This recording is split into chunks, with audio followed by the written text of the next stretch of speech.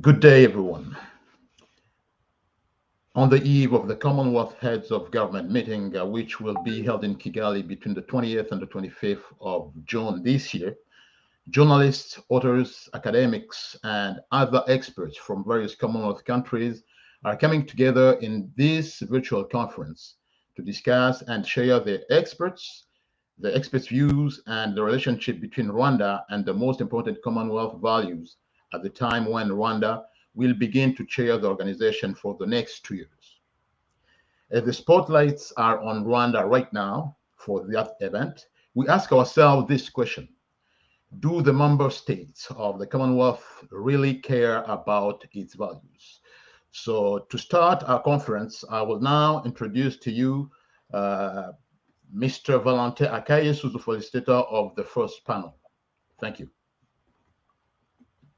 Yeah, thank you, my brother. I'm happy to join you on this platform and talk about the situation of Rwanda regarding this coming summit of CHOGM in Rwanda. Thank you. Okay, thank you, Valentin. And now you can take the microphone and present your panel members. The microphone is yours. Yeah, thank you again. As you said, my name is Valentin Akayesu Muhumuza. I currently live in the Netherlands. Yeah, of course, originally from Rwanda. I have a professional background of law. I have practiced law in Rwanda as a judge and later a trainer in a school of law. I have also emerged in a human rights work in Rwanda. I was a member of some organization in Rwanda, like the Organization for Human Rights in Action in Rwanda. And unfortunately, the organization is no longer working because, as you know, the situation in Rwanda is not favorable for the work of human rights organization. So briefly, that is me. Yeah, I don't know whether Freddie, I can say more about. Thank you for your presentation. Now you can now introduce to the first panelist, and we'll go on with the discussions. Thank you. Okay.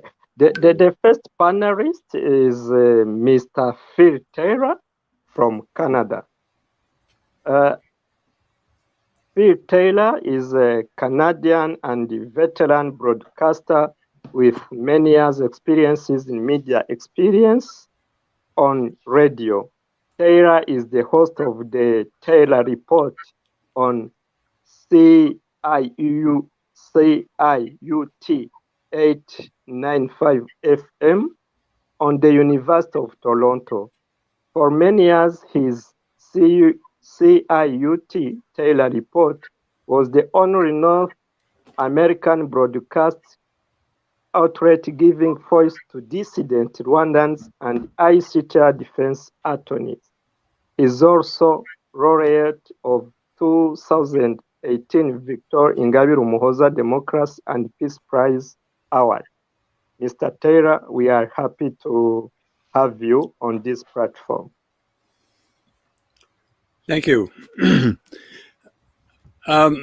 By the way, I'm to speak for 10. Is it 10 minutes approximately? Can you hear me? Yeah, we do hear you. I believe it was. I just want to make sure I didn't over talk too long because this is a topic I think a lot about. I worked at the International Criminal Tribunal, of course, from the opening, and I think I learned things there that apply to this question of the values of the Commonwealth, which is coming together in Kigali, of all places. I suppose, I'm afraid I look at it with great skepticism and the word would be displeasure. I believe that the situation of Rwanda, as I speak of it from Toronto, Canada, the biggest question is, does the Commonwealth ever consistently have any values? Because, in my opinion, the West is a culprit in the terrible tragedy that struck Rwanda in 1994. That the West, particularly the capitals of New York and London, later Paris, contributed mightily to what occurred there. When I see this event going on now with the Commonwealth, to me, it's another victory lap for Paul Kagame, another anointing, further support for his regime, just as the awarding of the presidency of the Francophonie to, of all people, a member of his government, one who mocked the assassination in South Africa of one of the leading voices criticizing his government. The woman publicly laughed at the death of the man, he was murdered. So here they are. They've permitted Rwanda to be the head of the Francophonie, and this is a government which, when it came into power, made English the official language of the country, disrupting the culture, creating mayhem in the education system, just to score points against France. And France became so subdued that they now turn around and reward President Kagame. And today we have, of course, the Commonwealth awarding him. And this is a pattern. And so I think that the question I have is, why isn't the West, major states, why don't they live up to their word? They never keep their word. They had a responsibility in the tragedy, because we had a civil war, so-called. It was always misidentified, in my opinion, and this is from many years working at the International Criminal Tribunal for Rwanda. The first fact that the West has completely ignored and has always been repressed, but which was very evident to myself and others when we tried to understand, was that the media had portrayed Paul Kagame as a Rwandan rebel and a guerrilla leader. I remember reading it in the New York Times.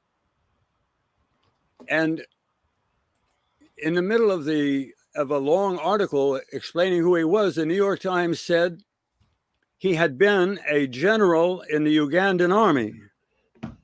When I read that, I said, well, the story is not that he is fighting today in Rwanda, but the story is that he's a Ugandan general. The troops he is leading, or at that time, 1993, when I read the article, the troops were Ugandans. They were many Rwandan origin, I suppose, in nationality, but they were part of the Ugandan army. So the West failure begins right there, because why wasn't that the main issue? Why wasn't it raised with Uganda immediately by London, Washington, Ottawa? What is this Ugandan?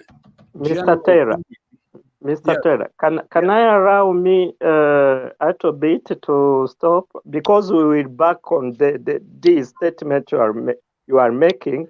You have questions to ask you, and I think you will elaborate well on the questions. So maybe allow me to continue with other speakers just to introduce them. Oh, I'm sorry. And then, no problem. I thought we were beginning. I'll begin again another time. Thank you. Yeah, no problem. let me continue with Abraham Mutai. Abraham Mutai, are you on microphone, I think? Mr. Abraham Mutai. Yes, yes. You are a Kenyan digital and political strategist. Yes, yes. You have been very known figure, political commentator in Kenya and East Africa, and a defender of freedom of speech. You have you are also known as a champion of the use of social media as platform to use for responsible freedom of speech and to hold authorities accountable.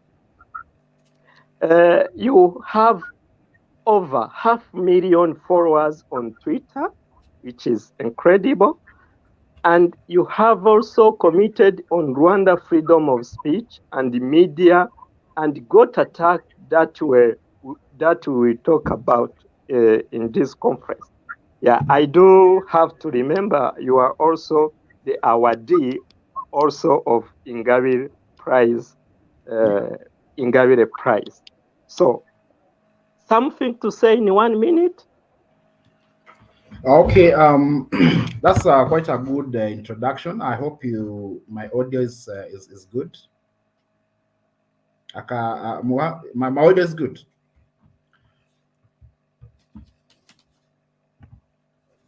Valentin, my audio is okay? Yes, I do hear you. Thank you so much. Basically, what I can say in this 1 minute is that the theme, I mean, what we are talking about today, the topic of this what we are talking about today, Commonwealth coming to Rwanda. For me, I have seen it. I see it from an angle of people in government being in business with other people in other governments. I can say. Because I have never understood and I've never seen if we have serious good values that are actually propagated by the Commonwealth, and actually they are entrenched in Rwanda, because what Rwanda is, especially to the media, is really something different when it comes to what Rwanda is on the ground. And for some of us who are always engaged and following events in Rwanda, we get a little bit annoyed and sometimes dismayed when we see the media are actually participating together with the government of Rwanda in distorting facts and projecting a different image that does not exist on the ground. So it is a very interesting conversation, and I was very happy to be invited to participate in it. And I wish these kind of conversations, we can have them across Africa and have people participate in them, because they are eye-opening and it's key for us to talk about this, especially when we talk about what are some of those values that we could be seeing for the Commonwealth that we don't actually see in Rwanda. If we talk about democracy, is there democracy in Rwanda? I mean, so I think it's going to be a very important conversation. Thank you very much, Valentin. Okay, thank you. Nice. Nixon Katembo from South Africa.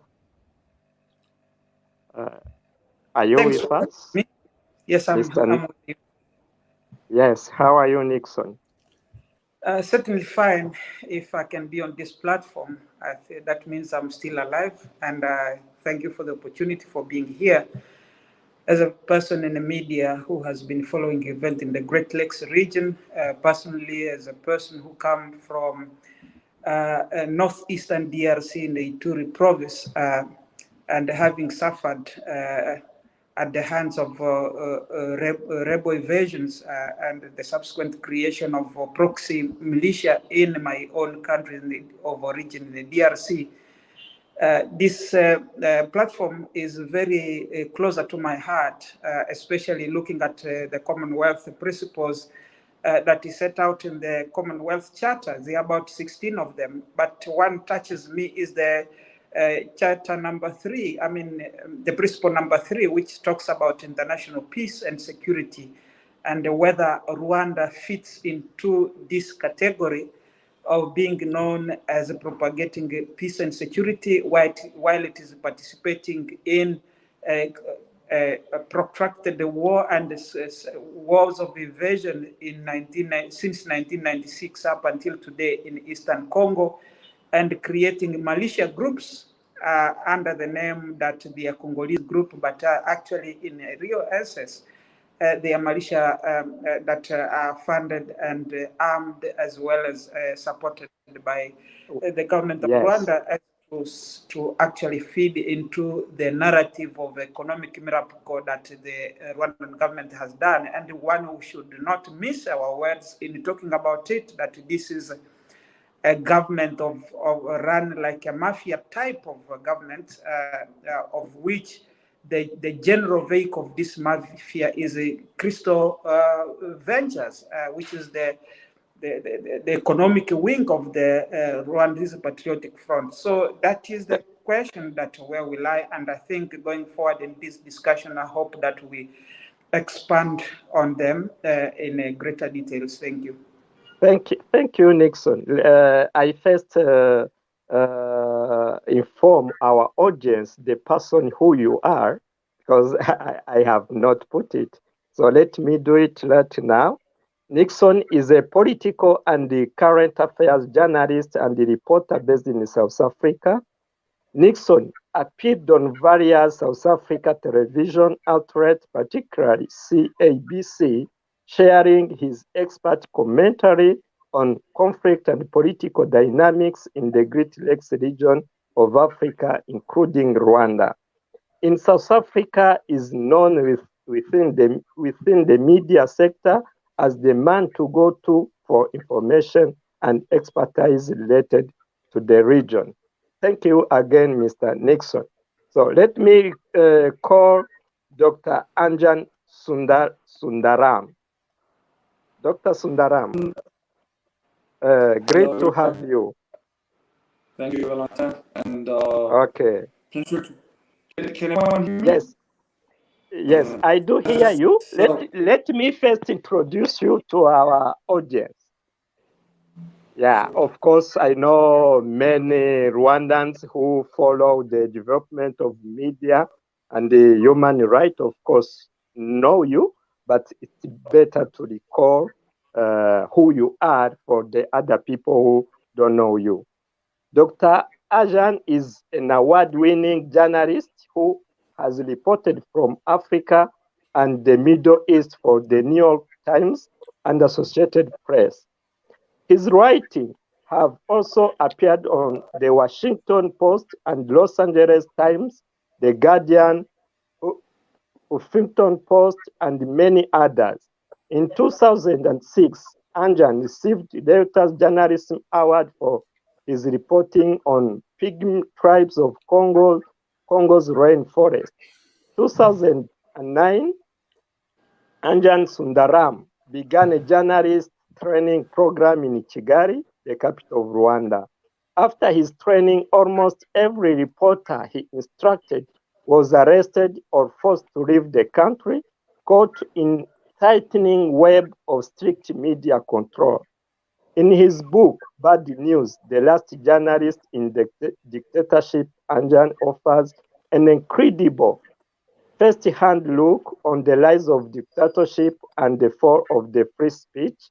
One that is important to understand, not just for his implication in Rwanda, but for any country threatened by demand to adopt a single way of thinking. Thank you, Anjan. In 2 minutes, something to say?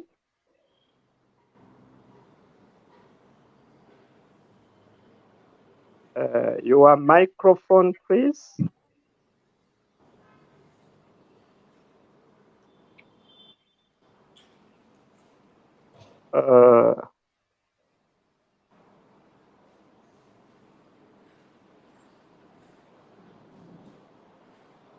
Maybe on people are in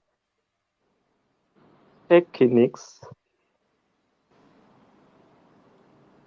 Do you hear us? Dr. Anjan.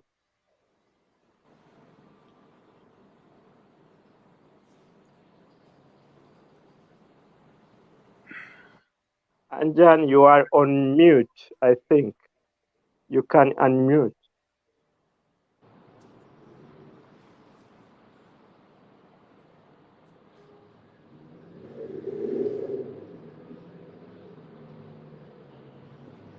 Yeah, while Dr. Anjan is arranging his microphone, let me give a throw to Mr. Noel and continue presenting other speakers. Mr. Noel?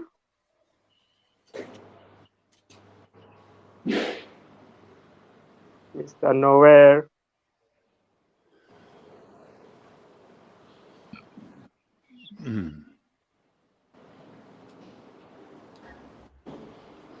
Hello.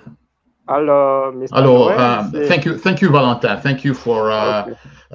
all those introductions. And actually, before we get to Noel, I would like to have some words with our panelists, because we do have some questions to ask to the panelists.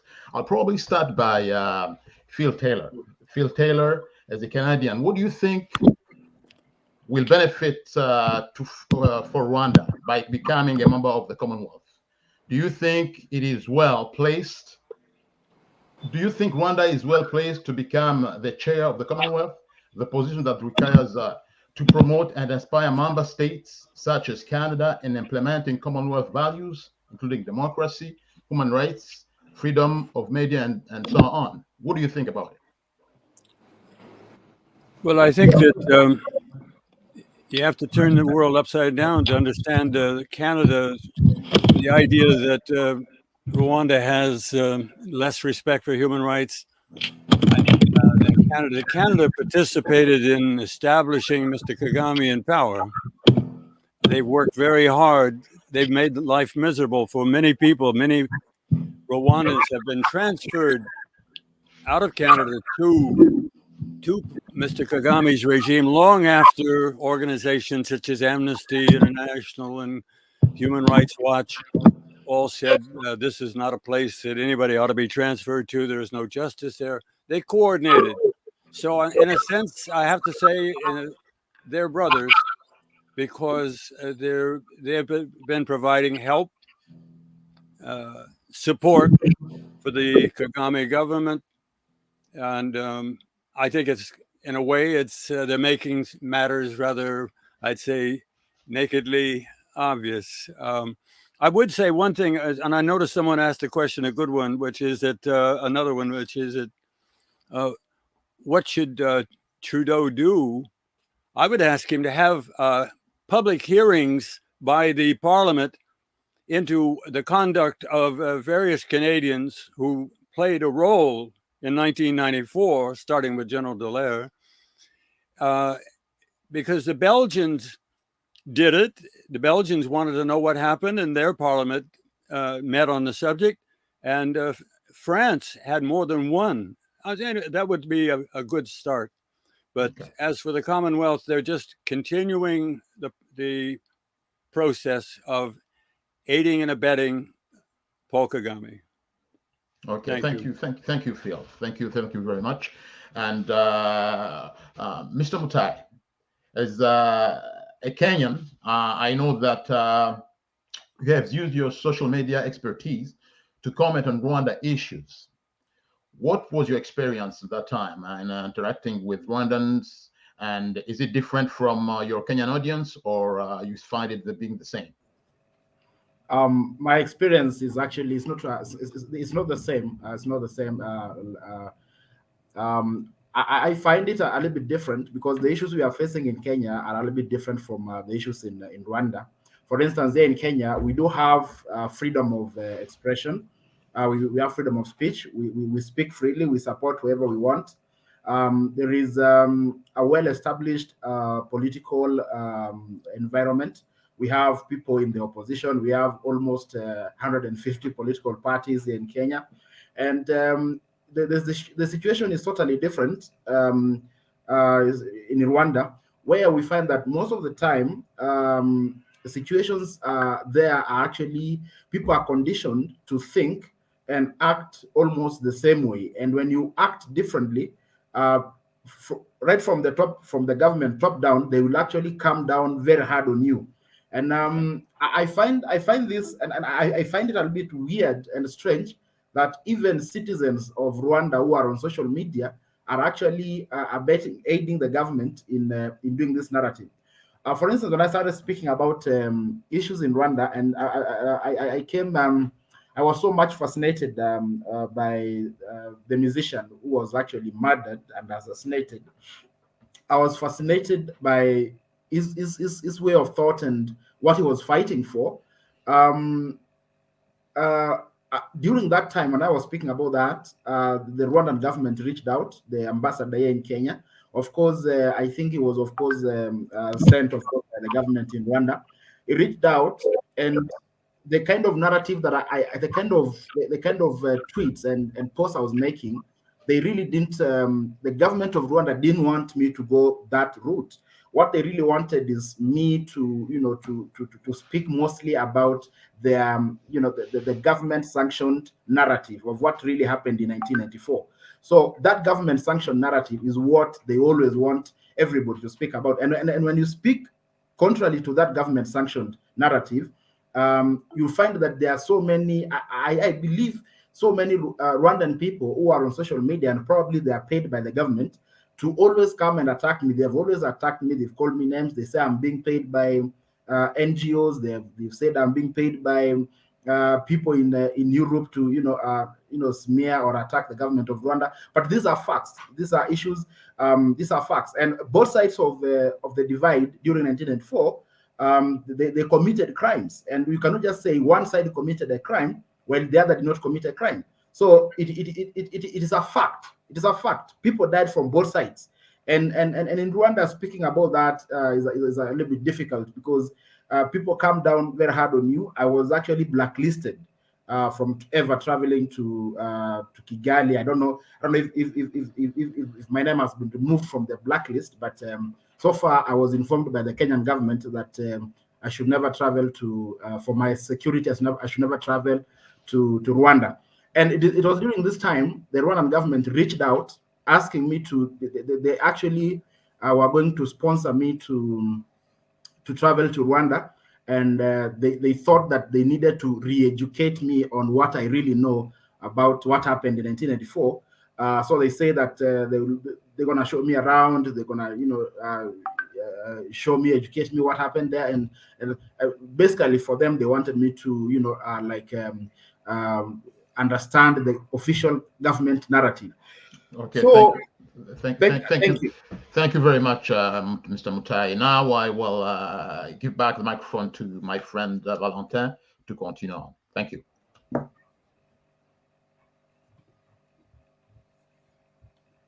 You are on mute, Valentin. You are on mute.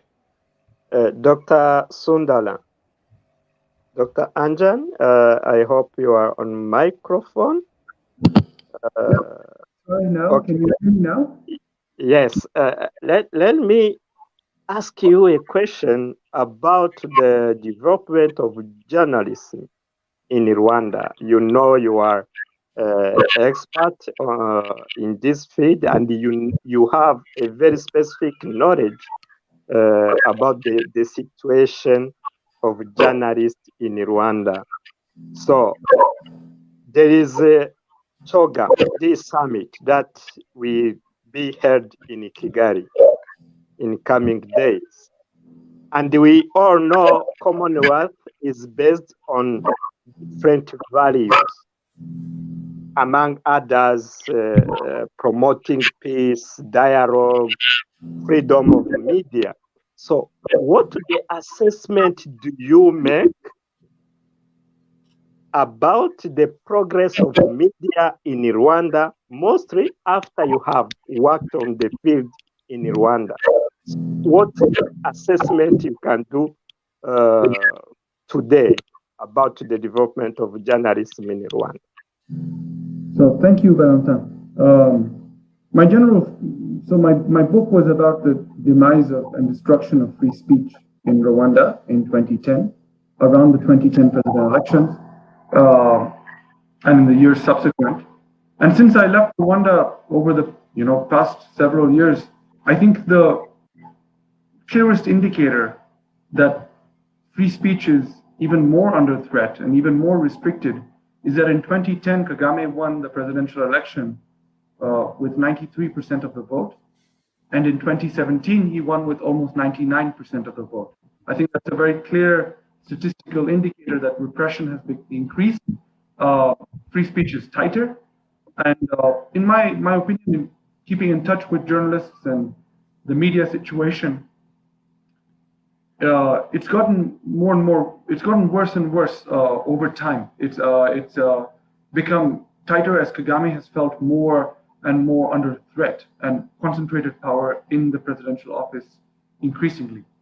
I think the Commonwealth process has been compromised since the beginning. I remember when I was in Rwanda, they were conducting a human rights evaluation, and the Human Rights Commissioner, I believe that's the term, of the Commonwealth, pointed out many of the human rights violations in Rwanda and recommended that those be addressed before Commonwealth membership was granted to Rwanda. And that wasn't the case. And so it was a political decision. And I think this Commonwealth summit, in not allowing journalists, critical journalists such as myself and many of my colleagues, to attend and to report on the event, is going to become just another whitewashing event where foreign leaders are going to come to Kigali and be able to say whatever they want, be able to speak freely, which is a right that is not granted to many Rwandan journalists, academics, politicians, NGO workers, civil society members. Many of them have been killed for speaking freely. And so I think it is a tragedy that the Commonwealth leaders will get this impression that they can come to Rwanda and speak freely and live freely, when that is not the case for many, many Rwandans who are critical of President Kagame.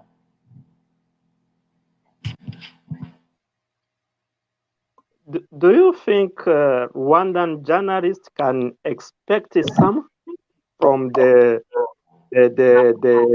Rwandan membership of Commonwealth? My own feeling about this is, I think this is drawn from my own experience trying to help and assist journalists who were under fire from the Rwandan government while they were doing the reporting. My own feeling is that many of the Commonwealth nations have presidents, prime ministers, political leaders. They also have parliaments. And I think if a link can be made between journalists, Rwandan journalists, and members of parliament who can speak up for them when they are under threat, I think that can be quite a useful tool and a positive way of using the Commonwealth membership to defend Commonwealth values and to help Rwandan journalists, perform their work in a safe manner. Because I do believe many of these countries have parliament members who are committed to Commonwealth values to a degree that maybe prime ministers and presidents are not so committed, being political leaders and more interested in political deals and and presenting themselves at these forums. So I think there are negative sides, but there are problems, as I mentioned before, with the Commonwealth membership. But I think there are opportunities also that haven't been fully utilized to help not only journalists in Rwanda, but civil society members, activists. Because what I should say that, I wrote this book about Rwandan journalists, some of whom were killed for criticizing Kagame. But it is amazing how year after year, brave Rwandan journalists and activists keep rising, keep coming up to criticize President Kagame and his government, despite the risks, despite seeing what has happened to their colleagues. And so there are always new waves of people, and I think not enough is done to protect them, and there are opportunities to do that. Okay, thank you. You talked about opportunities for being member of Commonwealth. So for Rwandan journalists who will listen to you, who will listen this broadcast, so what opportunities are you telling to them So what opportunities of being member of Commonwealth organization for Rwandan journalists? Can you a little bit elaborate on that? I think your question is very important, and it's very tricky to answer, because many of Rwandan journalists many of their liaisons with the outside world, with foreign countries, happens through embassies. And embassy officers are often political appointees, and in my experience are very unsympathetic to the cause of free speech in Rwanda and even fundamental human rights. Many of them are critical of Rwandan journalists and human rights organizations. And so it can be very difficult for journalists and activists to go through the embassies to members of parliament. I would encourage Rwandan journalists, and obviously I know they're under fire, doing a very difficult job already. But I'm sure there are many nonprofits, NGOs that are coming to the Commonwealth Summit as third members, and there are international organizations like Reporters Without Borders and Community to Protect Journalists. I think these represent the rights of journalists around the world and can be effective go-betweens to reach members of parliament and maybe have more effective protection while they do their work. So yes, again, it's a very complex situation. As has been pointed out before, President Kagame has so much support in the international community. And I'd like to just make one little point that I think critical of this support, but I think it's also worth understanding it. President Kagame is he's very good at in his speeches at channeling a lot of historical racism and a lot of historical media narratives that undermined Africa and Africans. And President Kagame, like many leaders like Modi in India and Erdogan in Turkey, they use this historical sense of humiliation, and they present themselves as a solution, as a new generation of leaders who are building countries that are proud of their histories, don't need to depend on the West. And so this narrative is very seductive. So I understand that in the international community and among many Africans as well, leaders like Paul Kagame are a breath of fresh air, and a lot of people support them. What I think is important, and the work we're doing here, is that these grand speeches are concealing neo-totalitarian states, very powerful, repressive states, dictatorships in effect. And I think that is a problem. Yeah, thank you, Dr. Anja. Mr. Nixon Katembo, you are you are expert in conflict assessment, strategic assessment. So you know about our situation going on in the region of Great Lakes of Africa, and you know also about this, I may say, a new development, cooperation development in the security domain between Rwanda and some countries in Southern Africa. So how do you assess Rwanda involvement in Mozambique? And there are other different security cooperation with different countries in that region, like Angola, we have seen that, Malawi, Lesotho. I don't know what about South Africa. So how do you evaluate this kind of security cooperation between Rwanda and some countries in southern part of Africa?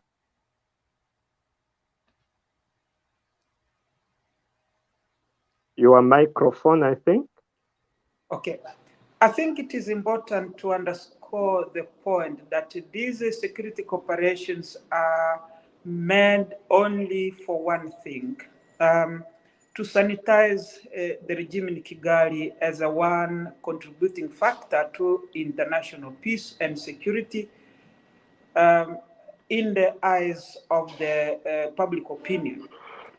But once, if you analyze deep those security cooperation, you would understand that these are self-serving security cooperation that seeks to actually serve a certain interest. I will begin with the one with Mozambique. You would recall that Total had invested about $2 billion in a liquefied natural gas in Mozambique, which was threatened by the insurgency of the Islamic State in Cabo Delgado, and therefore they were forced to leave. But you know, it goes back to the point of my colleague in Canada said that you know, they brought in Louise Mushikiwabo to chair the Francophonie and so on. Through that is when the French government approached Kigali to actually assist in sort of a rent the soldier type of approach to send the soldier in Mozambique. So that is in a framework within which Rwandan soldiers are in Mozambique. On the other parts of the United Nations and so on, namely, this is more of a way of conducting some covert operational type of gathering intelligence on other Rwandan who have fled the country in a way, in many respects.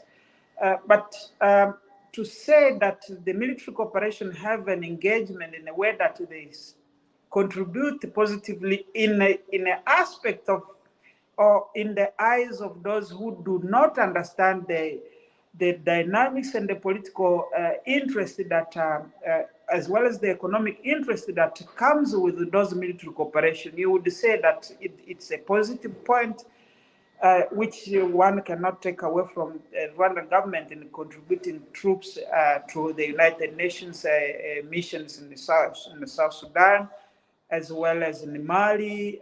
You would recall that General Karenzi Karaka was there, and places like in Somalia, of course.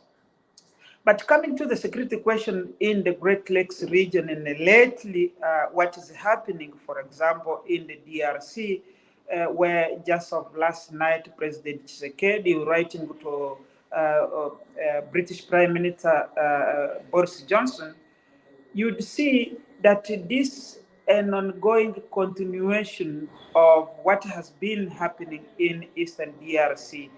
And perhaps if the Commonwealth value around international peace and security can be entrenched among members, then one would say that Rwanda does not qualify in any case in taking part or even hosting the Commonwealth itself, given its role of destabilizing factor within the Great Lakes region.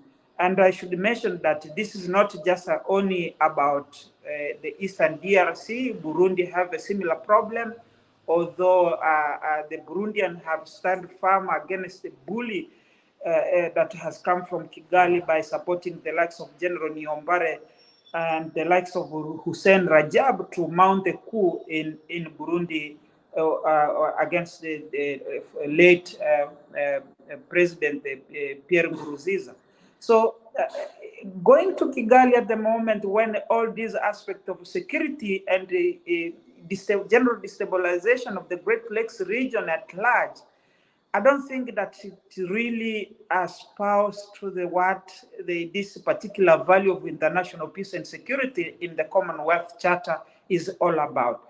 And I think it's not up to the Commonwealth members to figure out whether this is worth it to do.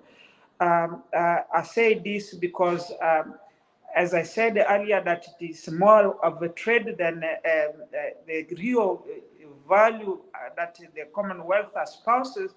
Is you look at it in a way that the British have signed agreements to ship asylum seekers in Rwanda, and we know the price tag that have been signed between the British government and the Rwandan government. But the key question that is not being asked is that what happened to the previous similar agreement that have been signed by the Rwandan government and other states like Denmark and Sweden, which signed similar agreement, as well as Israel. And has there been an assessment of the progress of migrants who came from those countries and sent back to Rwanda? And was the manual signed between, or cooperation signed between Rwanda and those countries worth the paper on which it was signed? And these are key critical questions, I think, that the Commonwealth have to be asking itself in having Rwanda at its helm. I cannot help it but insist on the question of the DRC, where the evidence presented through the peace and security mechanism of the International Conference on the Great Lakes region, showing clearly Rwanda's invasion of the DRC, the capture of a soldier, the type of armament that the so-called rebel M23 are using, which are directly linked to the Rwandan government.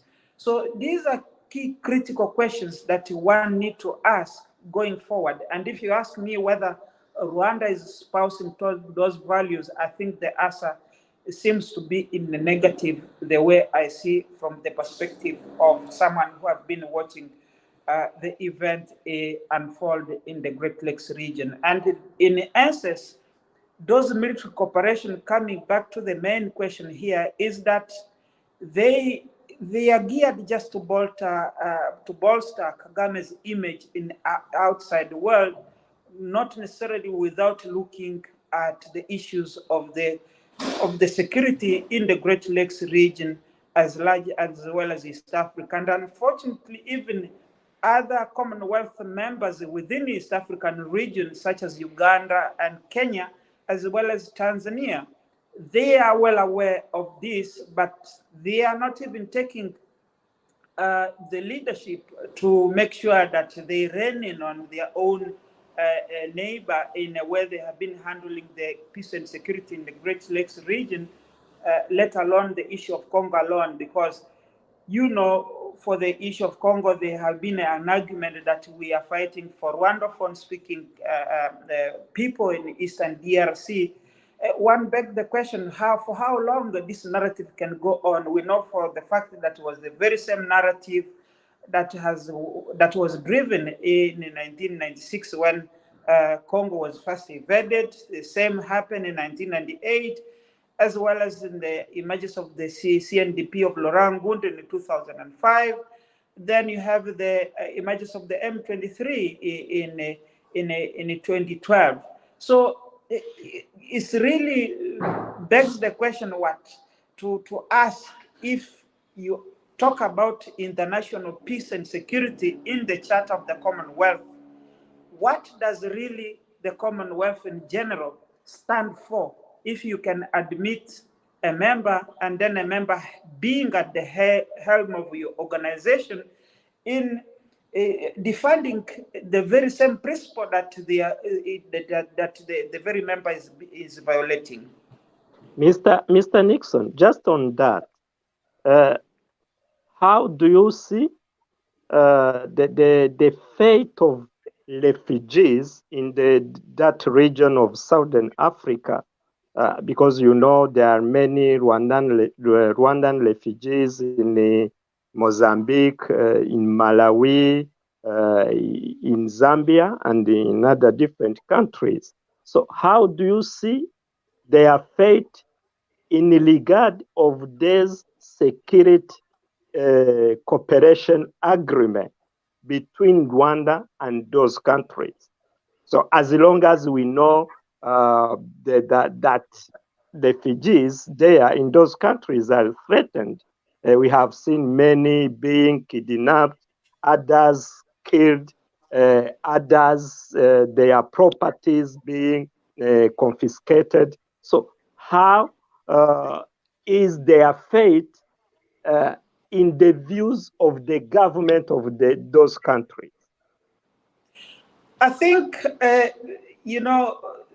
Rwanda, it's no secret that it spares nothing to quell any opposition or any critical view or opinion from within and beyond its borders. that is point number one that we should bear in mind in these discussions. And even the fact that we are coming on this platform might be a security to our own personal life. I mean, that is and there is no doubt about that.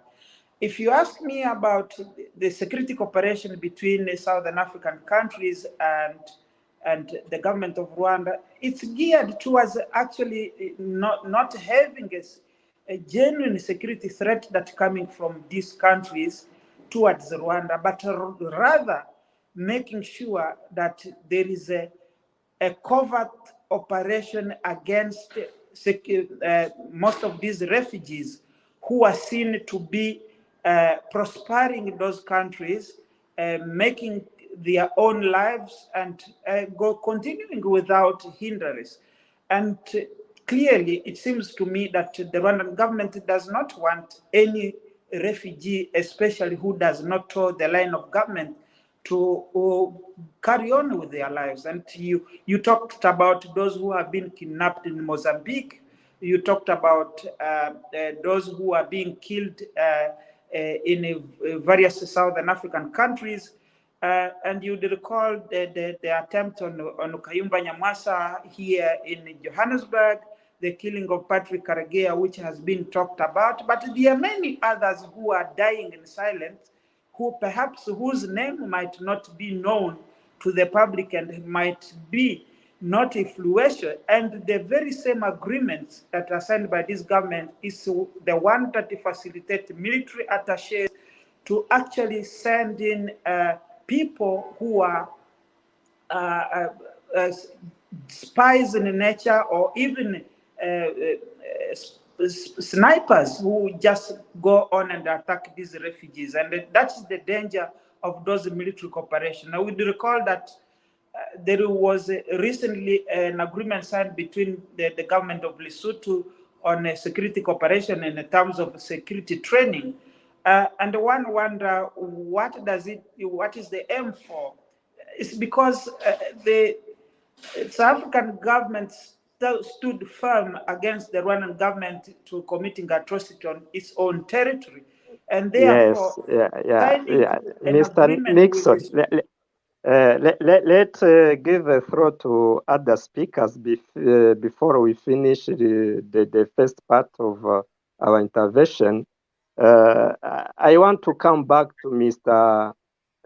Phil Taylor. Phil Taylor, as a Canadian citizen, what do you think Canada, what kind of influence Canada could exercise on Rwanda as a Commonwealth member country? So do you think there is something Canada can do just to support the development of human rights, freedom of speech, freedom of press? So what do you think about that?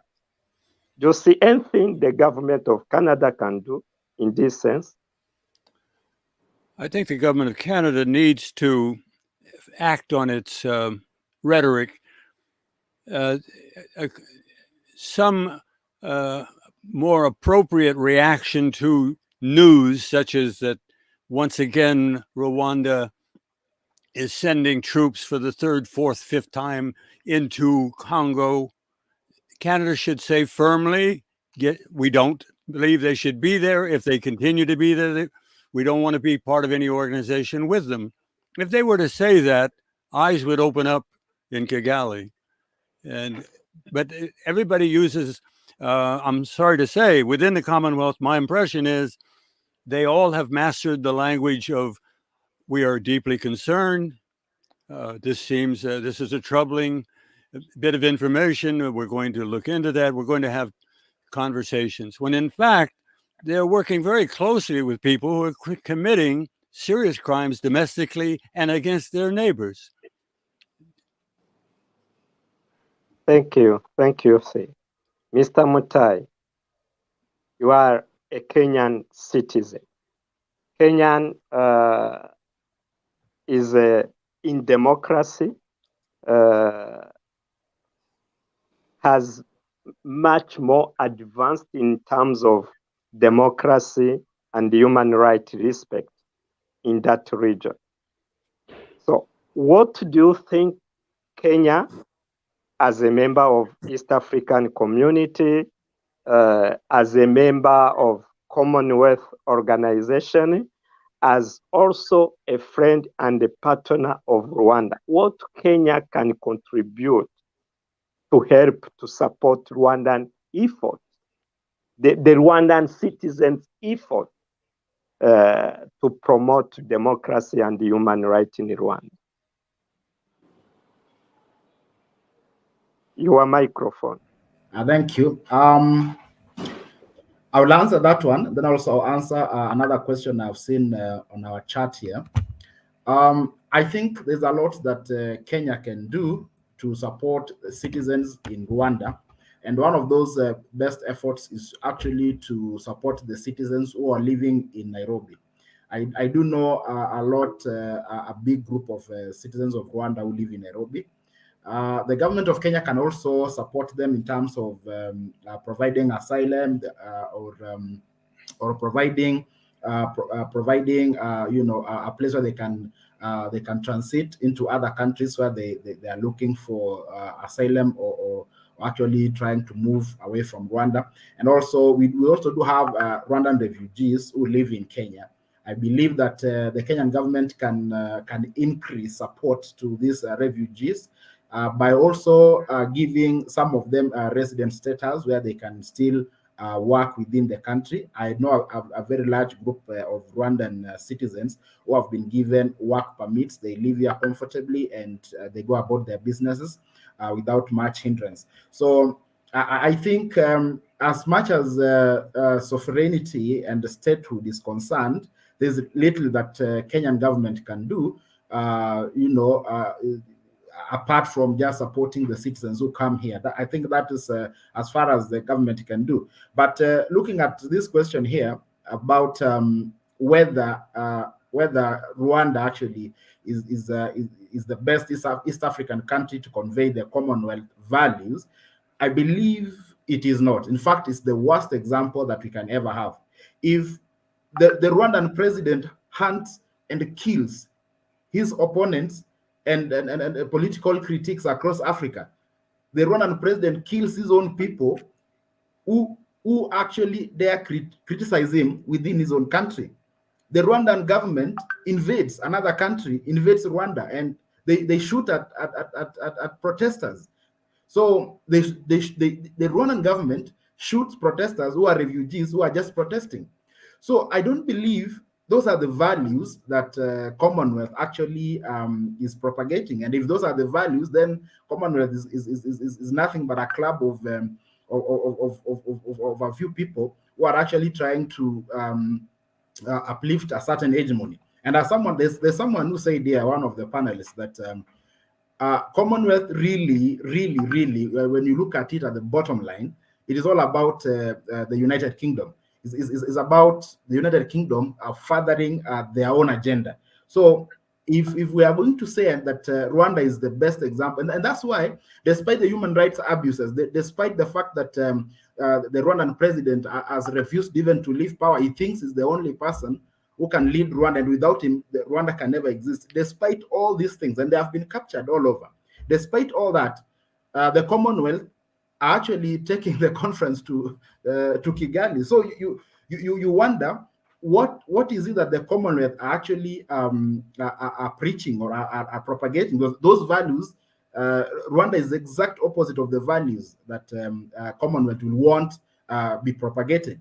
And in fact, Kenya is the best country that is doing so much better than most of the East African countries. In Kenya, we have the democracy. We have people speaking. We have critics. We don't kill. In fact, we rarely, the people in power rarely kill those who criticize them.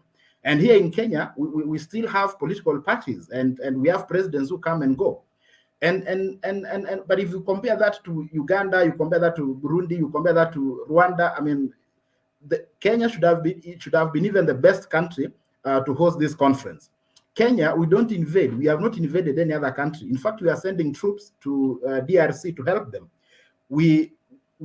as a government of Kenya, Kenya sent Kenyan technocrats to South Sudan to teach that government on how to run a government.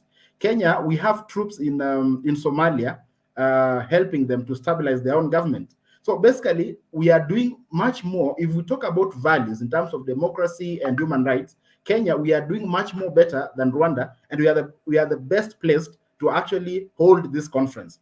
And in any case, if we talk about why Rwanda is being given that chance, for me, it's all about business. And these are people who are just trying to, they are doing business. I mean, they will talk about human rights, but when it comes to this kind of questions, they close their eyes. I mean, they behave as if it's not happening, but actually, in the real sense, it's happening.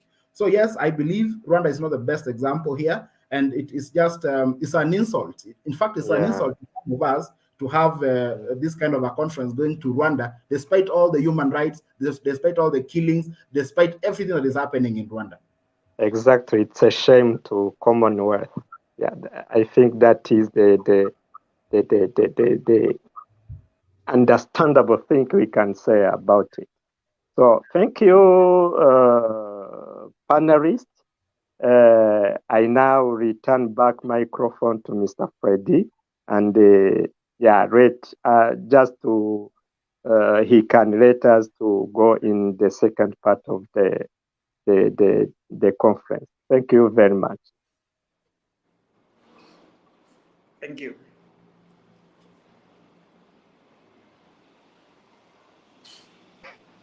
Freddy, your microphone.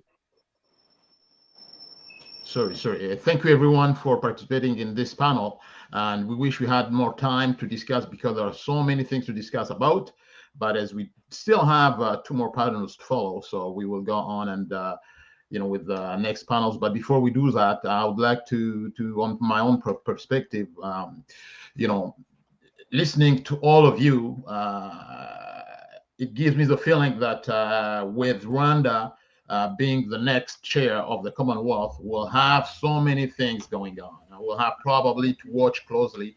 So Rwanda will not lead that Commonwealth organization as it does, as President Kagame does in his own country. And that being said, I will go on and pass the microphone to my friend Noel Zihabamwe for the next panel. Thank you very much.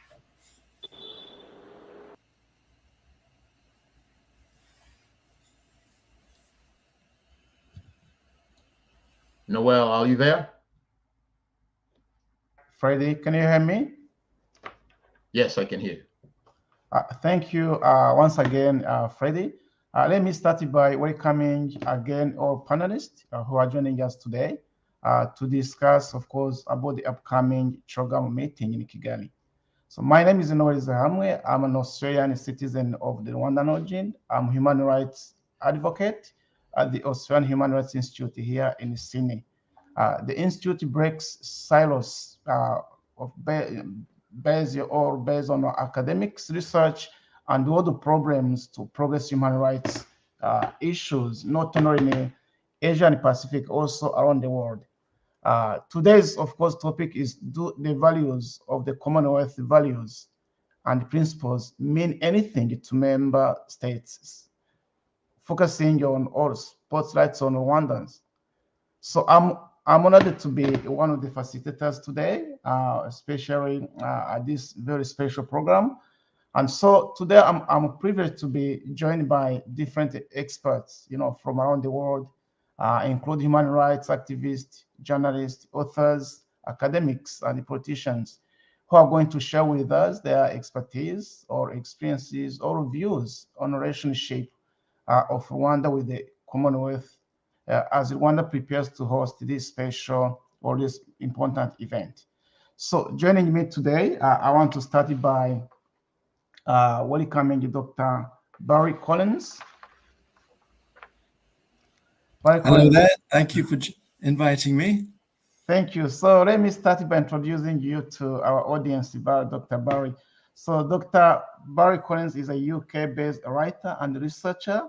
He has researched in various areas related to Rwanda, including the genocide and human rights. Some of his writing and views have been found to be of course, contraventions by some commentators and academics.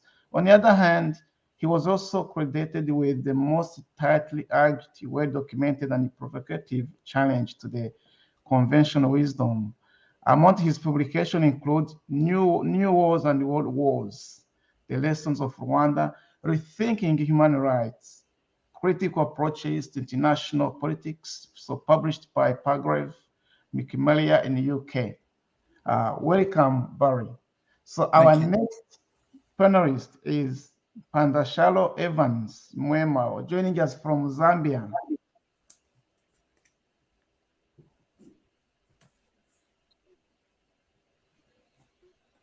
Miss Evans, a very warm welcome.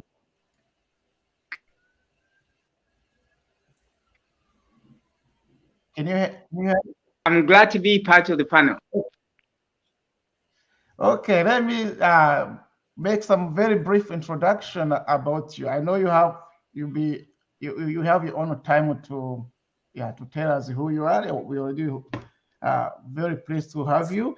So Mwema is a Zambian journalist specialized in political commentary and reporting. So he has written in various Zambian-based leading newspapers, including the Zambian Observer, the Daily Nation of Zambia, and others. His particular interest is in monitoring the democratic process and people participation. He's currently editor-in-chief at Woodpeckers Digest. Thank you. Our next panelist is Benedict Moran from Canada. Welcome, Benedict. Pleasure to have you. You're on mute. Not on mute. Let me take my earbuds off. Okay, good. Thank you. So let me also give you a brief introduction about Benedict. So Benedict Moran is an award-winning journalist and an independent filmmaker. He has directed, reported, and produced for The Guardian, PBS Frontline, The New Yorker, News Hours, Al Jazeera, Vice News, and the Christian Science Monitor, and Foreign Policy, National Public Radio, CBS News, Public Radio International, France 24, and others. He was a silver medal winner in 2019 for the Ricardo Ortega Memorial Prize and gold medal winner in 2015 of the Elizabeth Neva Memorial Prize for Written Media from the United Nations Correspondence Associations. So welcome to our panel. Last but not least is Dr. Richard Capende from UK.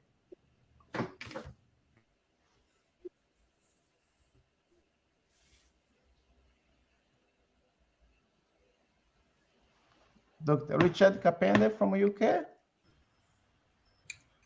Hi, can you hear me? Yes, yes. Welcome, Dr. Richard. Thank you. Thanks for having me. Hi, can you hear me? Yes. So, Dr. Richard Capende is he's a lecturer in criminology and quantitative research methods, Institute of Criminal Justice Studies at the University of Portsmouth. He holds a PhD in social statistics, an MS in demography, and BSc in criminology and psychological studies. Dr. Capende's research interest focuses on criminal justice and population dynamics in post-conflict countries, applying statistical techniques to explore patterns and links between socio-demographic characteristics and crime. The demography of armed conflict and violence constitute the main research topic for Richard's PhD thesis, where he assessed the extent and the scope of excess population loss associated with 1998 and 2024 armed conflict in the DRC Congo. Thank you so much to have you all, and we are pleased to be with you today. I know here in Australia, it's nearly midnight.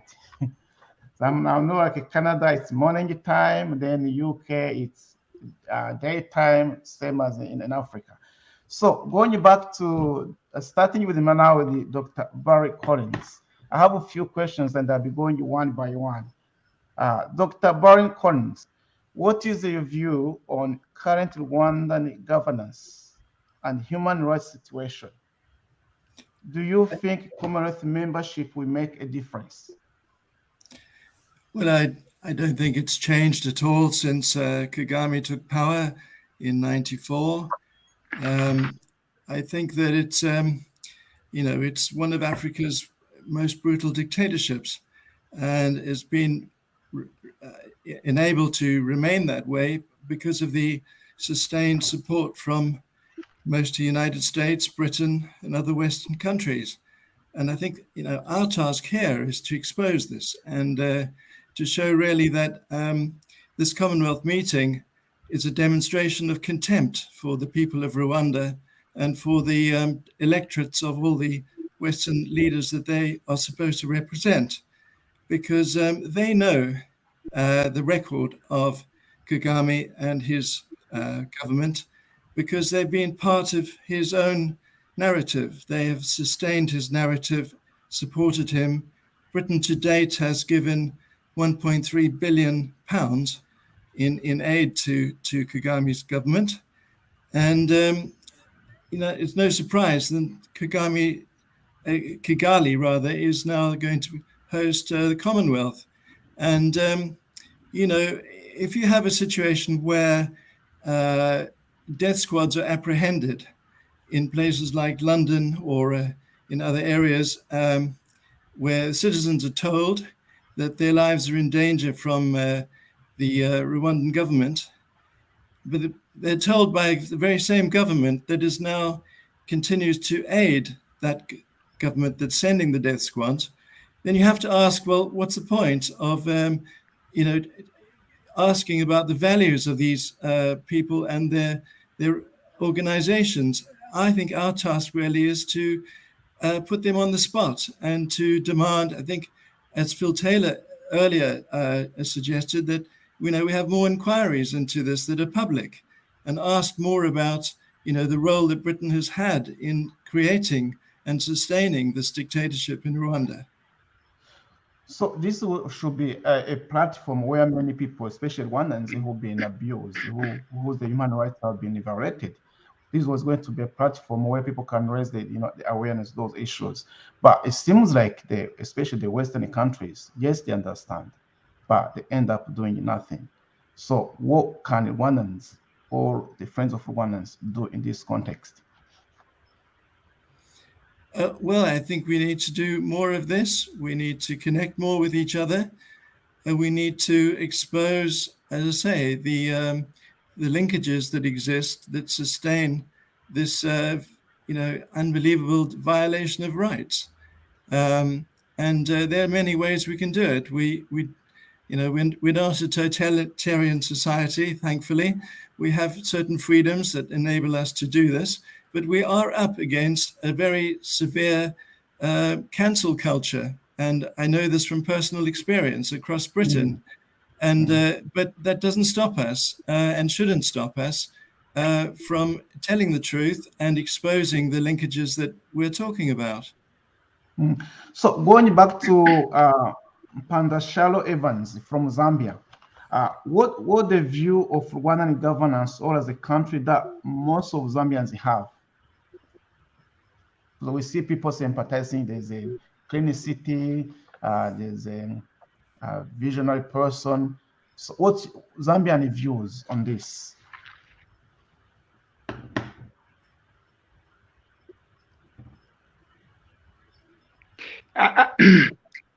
Thank you so much. I'm one person who bought into the Rwandese public propaganda. I've written wonderful articles about Paul Kagame and his. I'm one person who, at the same time, listens to reason, and I've come to learn over time that actually the propaganda works very well in Rwanda, and a lot of Zambians have been opening in Rwanda. But as an independent, as a freelance journalist, personally, I'm trying so hard to make actually people's truth. It's very difficult to go back because the truth defines the reality. I think at this moment, a lot of Zambians know that things are not okay in Rwanda. Because you see, we have a lot of Rwandese who are running shops here in Zambia. And I remember one time when I was arrested for my objective reporting, sorry to say, I met a lot of Rwandese while I was in detention, and they did nothing wrong. But they were being persecuted here in Zambia because of their views. So some of them were journalists, some of them were political activists, and they were supposed to be deported back to Rwanda. And I think this of the majority Zambians, and I feel that it is really high time a forum like what you have prepared is really aired so that a lot more people come to know the truth about Rwanda. But many people see Rwanda, of course, as an example. While you, as a journalist, independent journalist, you say something different. And many refugees from Rwandan background who reside or live in Zambia have experienced those atrocities, where even some attempted assassinations have been actually conducted. So in the eyes of politicians, what are their views on these issues?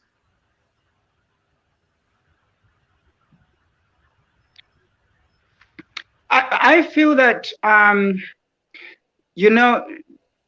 democracy in Africa has failed us in one area, in the sense that we've failed to distinguish between the concept of multi-party democracy and democracy itself. I struggle to explain this to people. When you make a person feel happy by giving them money or giving them t-shirt or giving them, I don't know, whatever they are looking for, they feel you are a good leader. You don't go down to the real issues of what democracy actually means and why we should be advocating for democracy. Politicians, I'll try and make it very simple for the viewers to understand this. If you have someone in the opposition here in Zambia who might gain political advantage by associating himself with Paul Kagame, he would never say anything bad about Paul Kagame. So this is not about what people of Rwanda need or the people of Zambia need. It's more about what I want as a politician. And I think this is one thing that we're trying so hard right now to explain to people, the greater majority of our people, what is it that the people need? What is it that we are trying to achieve as a country, as an ordinary child on the streets of Lusaka, as an ordinary man? We remain a people. Thank you. As a country, Zambia as a member of Commonwealth, we come back later on to you to see what the Zambia as a country or as a member of Commonwealth, community can do. So let's go now to Canada, to Benedict Moran. In your upcoming film, The Man of the Year, I understand that you'll be attempt to expose how the current Rwandan leadership has manipulated and bend the world's most powerful people and organizations to their will, successfully getting them to adopt this false narrative and turning a blind eye to their repressive. Don't you think that the upcoming Commonwealth Conference will be a good platform and an opportunity for, let's say, for the president to, or for you to paint an amazing image and continue to manipulate the world as you put it? Hi, can you hear me? I just want to make sure that everyone can hear me. Great. Yeah, the current Commonwealth Summit is a great opportunity on both sides. Primarily, it's an opportunity for the Rwandan government to once again use an international platform to legitimize itself in the eyes of Rwandans, in the eyes of Africans, in the eyes of, most importantly, Western leaders. I believe that the stage of politics is most important, not in Rwanda. Rwandans know full well what the RPF is, what Paul Kagame is. They've been living under him since 1994. But what the narrative fundamentally needs to be changed in foreign capitals. Why do I say this? It's because, like many of your guests have insinuated, the story of Paul Kagame and the story of the RPF is key to its legitimacy. And that's why they go after people in Zambia. That's why they go after people in Canada or the UK. The propaganda to maintain that story is very, very intense. As you've all experienced on social media, as many of you have experienced physically, being harassed, being threatened. It's an effort to maintain that story of the president of Rwanda as the hero who stopped the genocide, as the hero who's led the country into a post-ethnic reconciliation, when in fact the truth is not that at all. And the RPF's past is mired in allegations of extreme war crimes and worse. So to what the Commonwealth is an effort again to throw that all under the rug, to hide the truth, and to create that media story of Rwanda as a modern country, Rwanda as a model of development. And so what our job is as objective journalists, as filmmakers, as many of you are maybe activists on this, it's to keep talking about the truth. Many of us listening to this might be survivors of violence. Keep talking about what happened to you and try to get the message out as much as possible. So, given that example you're giving, Benedict, as you know, many Rwandans, activists and also politicians from opposition side, they've been muted. Their voices have been muted. There are those outstanding evidences of what has been happening, what is happening. Why do you think the Rwandans' voices are being muted and not being listened? I think there's a bit of Western racism, to be honest. I think that there's a degree of, to simplify it a lot, that there are a lot of bad people in Rwanda, a certain ethnic group that are all bad, and everything they say is tarnished in extremism. When in fact, and there's been a reluctance to hear any nuance of truth in what many people have been saying for nearly 3 decades. And so I think that's a primary component. And then I think that there's a kind of a geopolitical issue at play where sometimes conversations in French or in English or in Flemish or in Rwandan or in Swahili, they don't actually exchange. They're not crossing the linguistic borders. And so what I think people need to do is to make sure that, the RPF and their system is very, very professional. They are incredibly smart. They're buttoned up. They wear suits. They speak perfect English. And the game needs to be played on that level, not at, you need to target and to play that game at that level. So, and sometimes they're successfully portraying opposition figures in Rwanda as disheveled, as disorganized, as, people who can't speak English, all that stuff. So you suggest that by using your linguistic skills, it can somehow help in some cases? I also think that, targeting the English-speaking world in London and in Washington, D.C. is strategically very crucial. Thank you. I will come back to you later on. So, Dr. Richard, so you have extensively researched and thought on the demography of armed conflicts, particularly in the Great Lakes region.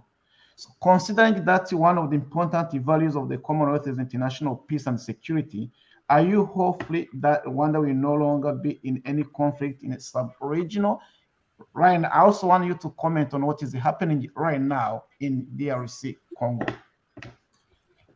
Yeah, thanks very much for the question. That's very important. I just wanted to highlight the fact that what we're seeing with the Commonwealth, starting from taking Rwanda into the Commonwealth and now planning to have the head of states meeting in Kigali, is a classic case of hypocrisy.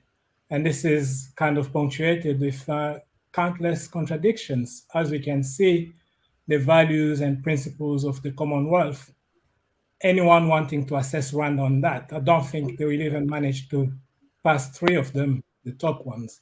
So with regards to the Democratic Republic of Congo and the relationship with Rwanda, and here need to be clear, when we say Rwanda, we actually talking about the regime led by Kagame, not actually the Rwandan population, who are very friendly and have had good relationship with the Democratic Republic of Congo. There have been studies actually assessing the excess deaths, so deaths caused by the armed conflict since the 1996 onwards, and different figures have been put forward. And I think the key lesson here is not focusing on the actual figures, because the death of any innocent person due to the armed conflict, any death, is just as bad as million deaths or thousands and so on. So this conflicting sort of narratives around how many people died and so on, to me, is kind of counterproductive. But the key lesson I would like to invite people to reflect on is the fact that these studies have highlighted that there have been excess deaths, but we need to go further and see if there is a way to actually detail these deaths, because we need justice. Is there any way that we can push that justice to be? Exactly. So this is the next step, really. And I'll just take one example. There's been a mapping activity commissioned by the United Nations. A report has been produced in 2010, the mapping report, looking at the human rights violations in the eastern part of the Democratic Republic of Congo between 1993 to 2003, coinciding with the period when the Kagame's troops were on the DRC soil.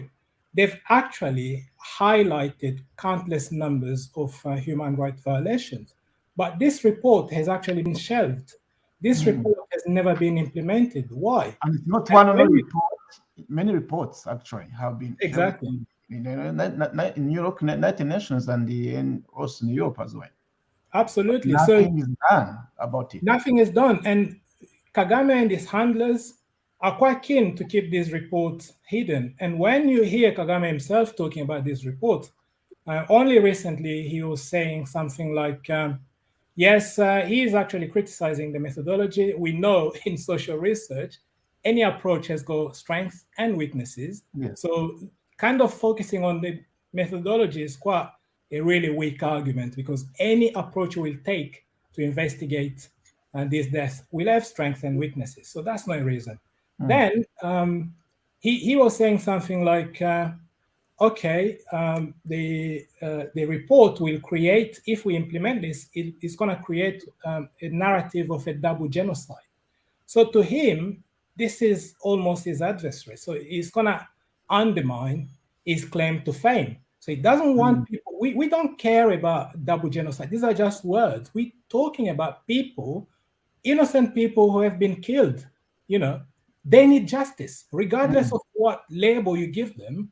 These people need justice. So creating a counter-genocide, a double genocide narrative and so on, these are just lame denial excuses that really shouldn't be even allowed in public spaces. So we need to be pushing for this report. we really need to be pushing for accountability. We need to be pushing for justice, because the justice is not about the regime in Rwanda or denying the genocide of the Tutsis in 1994. Yeah, justice. It's for everyone. Justice is justice. Thank you, Richard. So let's go back to Dr. Barry. Dr. Barry, so do you think the British government is doing enough to pressure to improve its human rights situation? For example, all Foreign Office reports have been critical to the record of Rwanda, for the past few years. I remember the last year's report on the periodic review. At the same time, UK is portraying Rwanda as a success story. I want you to clarify why though there's the stories are contradicting. Well, I think every time is it becoming like a political game, or it's something that we don't know? Well, I think it goes back to the origin of how 1994 was explained to the world and how Britain bought into what you might call the Kagame narrative. And so I disagree slightly with an earlier speaker, because it's not just the truth about violations of human rights at an individual level. It's important to tell a narrative that is truthful. And whether you fall into the trap of double genocide or denial of genocide, you really need to start with the truth of what happened in 1994 in Rwanda. Now, Britain bought into and promoted a false narrative, and there was no Akazu Hutu extremist planned genocide of Tutsis. There simply was not, and there's no evidence for it. It's years and years of the International Tribunal of Rwanda failed to produce it. It's simply not there.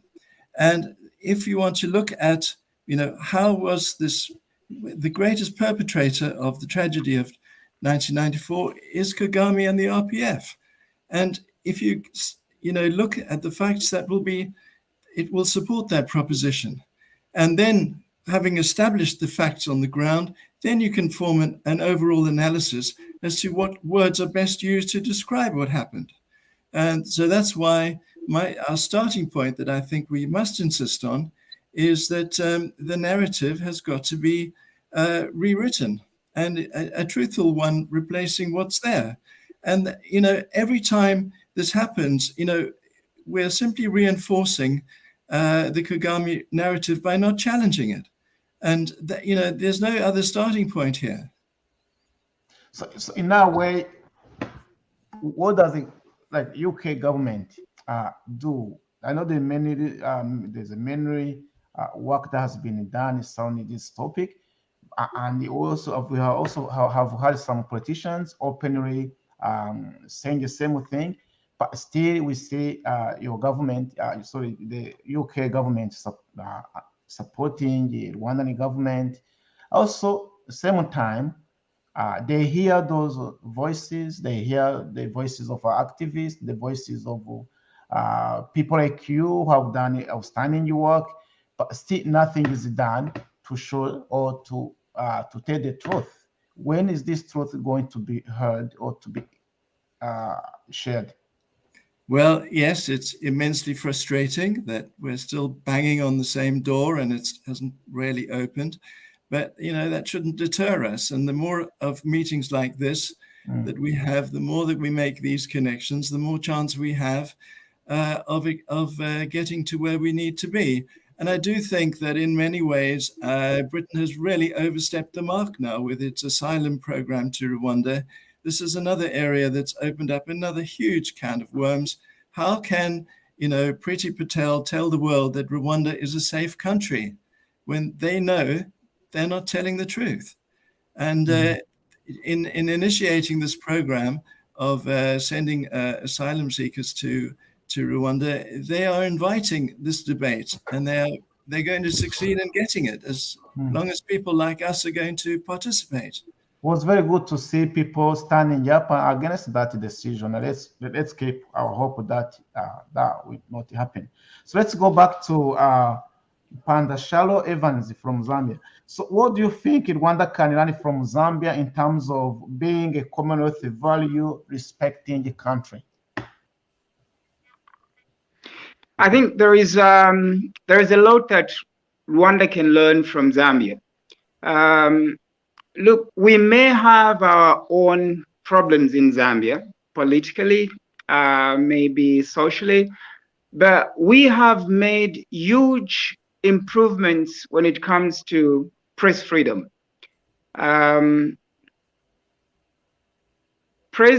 new president has made some pronouncements which I feel he can live up to if he does not listen to some of his political cadres. I don't know how I can describe them.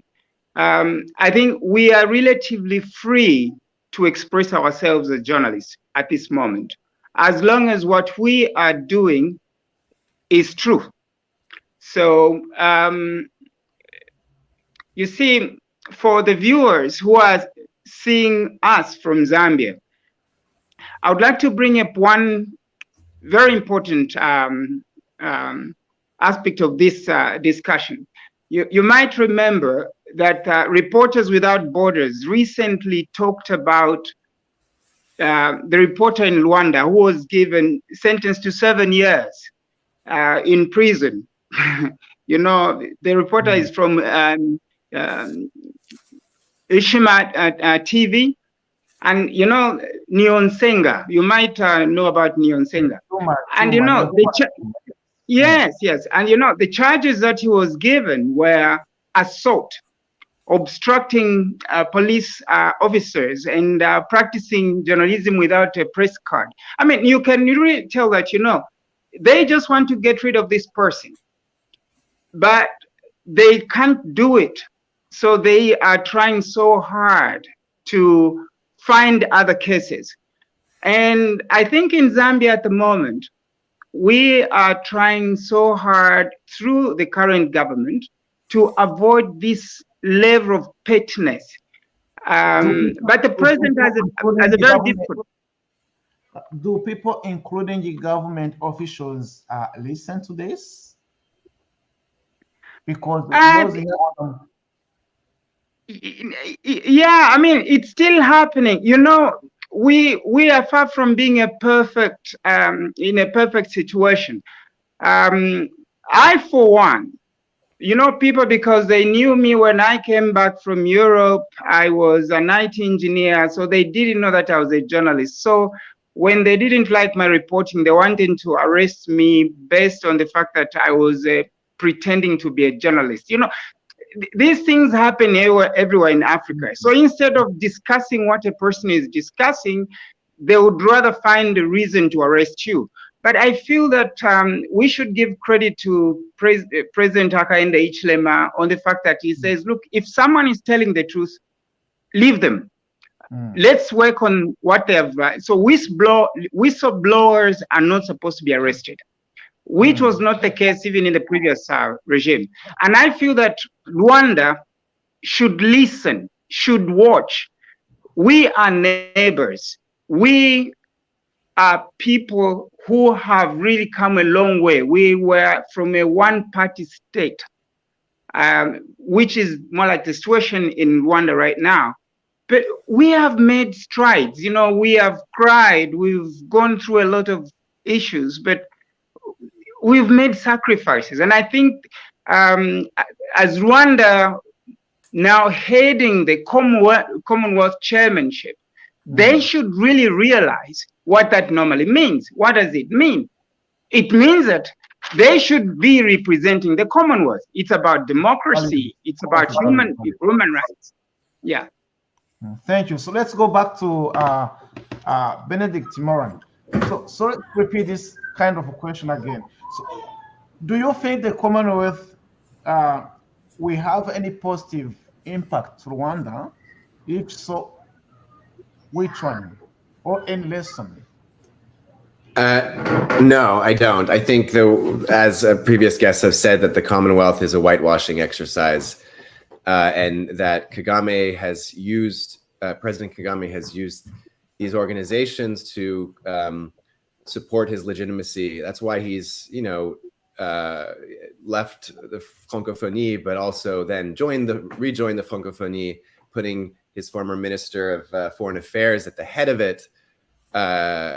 Nonetheless, these, I think political leaders around the world know the truth about Rwanda. They know the truth in general about what's happened in the past. And the signaling that will happen in Kigali, the handshakes, the meetings, the talk about goodwill and development and democracy, it's an opportunity for British leaders as well as Canadian leaders and others to also signal to their own domestic constituents how good of a person they are and how they care about Africa, and look at Paul Kagame and our connection to him and all that stuff. So I truly do not think, if anything, this is yet another step to, sorry to be so negative, but I don't think it's going to be helpful to civil society or to independent voices or to any of the victims of, yes. Let's go back now to Dr. Richard. So Dr. Richard, what is the most important message will you give to the head of government who going to be in Kigali next week attending this program meeting? Yes, politician. Yeah, I'm not the one believing in politicians. I guess sometimes people get caught in this debate and thinking we're looking for a winning side, you know, Kagame to be toppled or whatever president to come on and so on. But I guess the key message is those values and principles on paper, they look so good. And it's just consistency. If you want them to be applied in the UK, want them to be applied in Rwanda, want them to be applied in Congo, because at the end of the day, the only place where violence can actually be neutralized is through democratic processes. So if Rwanda can be encouraged to democratize, properly democratized, and other countries in the region democratized, that way, I think we can get to the point where it's not about an individual winning or his ideas, but actually having proper structures and systems that actually can allow people to have a say in what matters the most to them. Because curtailing freedom of speech, curtailing freedom of expression, and actually using proxy armies in neighboring countries only because no one can tell us what to do is actually not going to help the Commonwealth, is not going to help the region, the people around there. So the people are suffering, and these leaders keep having these meetings and accolades and so on. So yes, democracy, they need to be consistent throughout. Well, thank you so much. So Barry, with this Commonwealth meeting taking place next week in Kigali, do you think things may turn into a positive way in the area of governance in Rwanda? Sorry, I didn't quite catch that. I'm saying with the Chogam meeting taking place in Rwanda, do you think things may turn into a positive way in the area of governance in Rwanda? Well, it really all depends on just how much debate this creates and how much discussion there is about Rwanda that's generated from it. And that's really down to us and down to people that have a stake in democracy worldwide and particularly with regard to Rwanda. You know, if nothing is done, it will be a success story for Kagame. And, you know, people are paying a very heavy price for this. So what will be your last message into this before we conclude? My message is freedom of speech.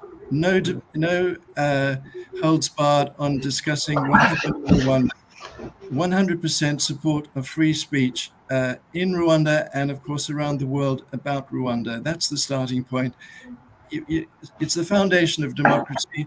Until you achieve the right or exercise the right to free speech, there's no possibility of going forward to a democratic Rwanda.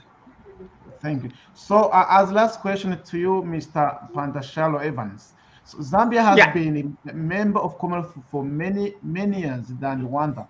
So what Zambia has benefited from that membership, and what Rwanda expects to gain, you know, that Zambia has always been enjoying Also, if you can also make some more like final comments before we finish.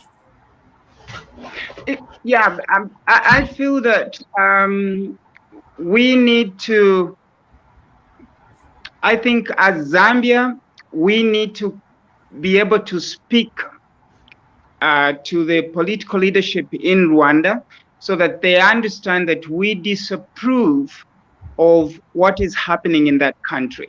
That we shouldn't really pretend more like all is well in Rwanda. When it comes to journalists, they need to respect journalists in the sense that they should know that journalists actually are the providers of information which is needed for them, for all the people of Rwanda to make informed decisions. You know, you can't have democracy without proper journalism in a country. At the moment, that is non-existent in Rwanda.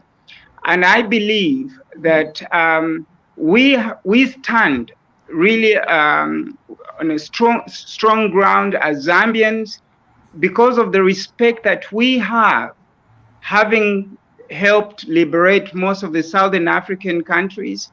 You know, we ran the non-aligned movement. I think our president should be able, through closed-door discussions, talk to the political leadership in Rwanda and simply say, look, just do what you must do. You don't need to suppress press freedom. You cannot, whenever you're doing this, it simply means that there is something you're hiding. And I think this should be spoken about openly. The more we discuss this, the more likely it is that we can make progress in Rwanda. Thank you so much. Let's go back to Benedict as the last question. Benedict, do you think this Commonwealth meeting taking place in Rwanda can it be an opportunity to expose the hidden side of Rwanda? So Absolutely. I want to answer this question from, as a journalist, as an activist, also as someone who has been doing different work on human rights area. Absolutely. I think it's a tremendous opportunity for civil society and for journalists. Just to point out that a previous panelist, Anjan Sundaram, and myself, we applied for accreditation to CHOGM and were rejected. This is a way that Rwandan authorities, or whoever rejected, controls the story about Rwanda and the Rwandan Patriotic Front as a success story. It's upon us, journalists, to speak truth. It's upon us, the academics and the activists, to continue to use this opportunity to talk about kind of the other side. Some history that is in the official narrative is true. The genocide of the Tutsi did happen. There's a lot that is untold. There is an enormous amount of people who are suffering because they're not allowed to talk about their trauma that they experienced in the 90s, in the 2000s, and today living in Rwanda. And so I think that the best thing that we can do is to help those voices to be heard in whatever way, and thus changing the narrative in foreign capitals about Rwanda. Thank you so much. Okay, Richard, as a final comment, so I want to answer this question from an academic perspective. So given the work that has been done in Great Lakes Regional and on ongoing atrocities being committed there, there's a report, there's research that have been conducted. But as you said, those research, those work has been kept in the shelves. So what do you think can be done to make sure that those reports or those research that have been done on human rights issues taking place in the Great Lakes region does not go there just to sit there also, but also it's there to do something about it? Absolutely. I think as many of the people intervened earlier said, we need to keep these debates going. We need to be talking about these issues. We need to bring them to the front at any opportunity. So this is the only way we can promote these studies, we can promote this discussion, this conversation. and then help policymakers to get a chance to, look into these studies, looking into these reports, and find a way to implement them. Because if we're not talking about them, many people, I'm surprised if I speak to some people, they're not even aware of some of these studies that they exist. So talking about them, promoting them will be a best way to kind of keeping them into the limelight. Thank you all for joining us today. As you all said, this is the beginning. So as I think, as you all said, the sessions like this, I think the only way that we can start telling our stories, sharing our stories, also sharing your expertise on what we know about Rwanda. As someone who comes from Rwanda, I've been also myself being a victim. 2.5 years ago, my two brothers were abducted. So this is common to many people, not only to me.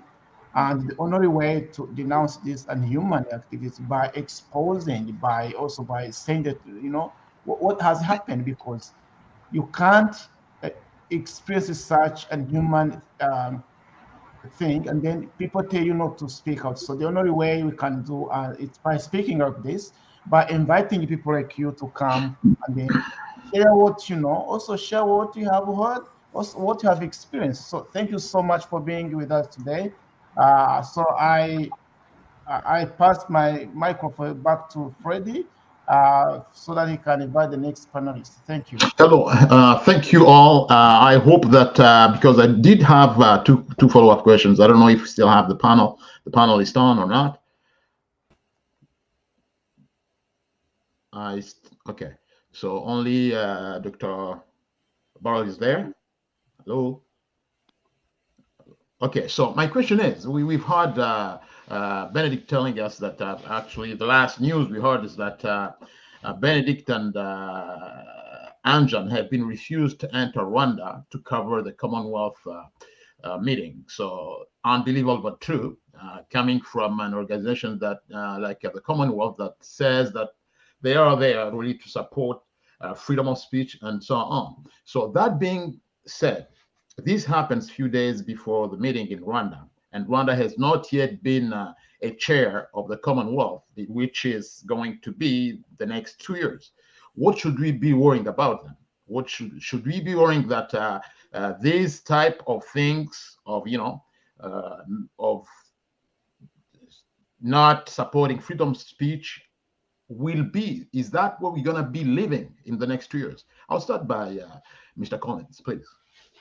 Yeah, well, I can't really say more than I have so far. We just have to increase the pressure, and we have to make demands that all voices around the issue of Rwanda need to be heard, and the Commonwealth must open up a free discussion about Rwanda, and it's really down to us to do our bit to make this happen. It would be wonderful if we could have more forums like this to get into a little more depth into various areas and to put pressure where it's needed. And but I'm quite confident that we are going to make gains in this area.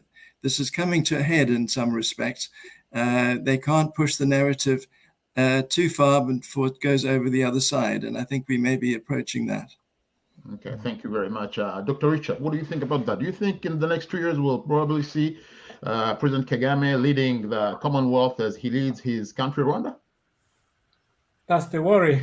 That's the worry. But I guess, as Barry said, we just need to keep pushing this, keep having this debate, and also networking in person now that we don't have COVID and so on. If there are opportunities to meet up and share experiences, I think that would be a best way to kind of keep this going, because many people are not aware of what's going on. And if we give people the opportunity to come together, share experiences, share contact, that way we can really push this and knock on the doors of those policymakers so that they can look into this quite properly.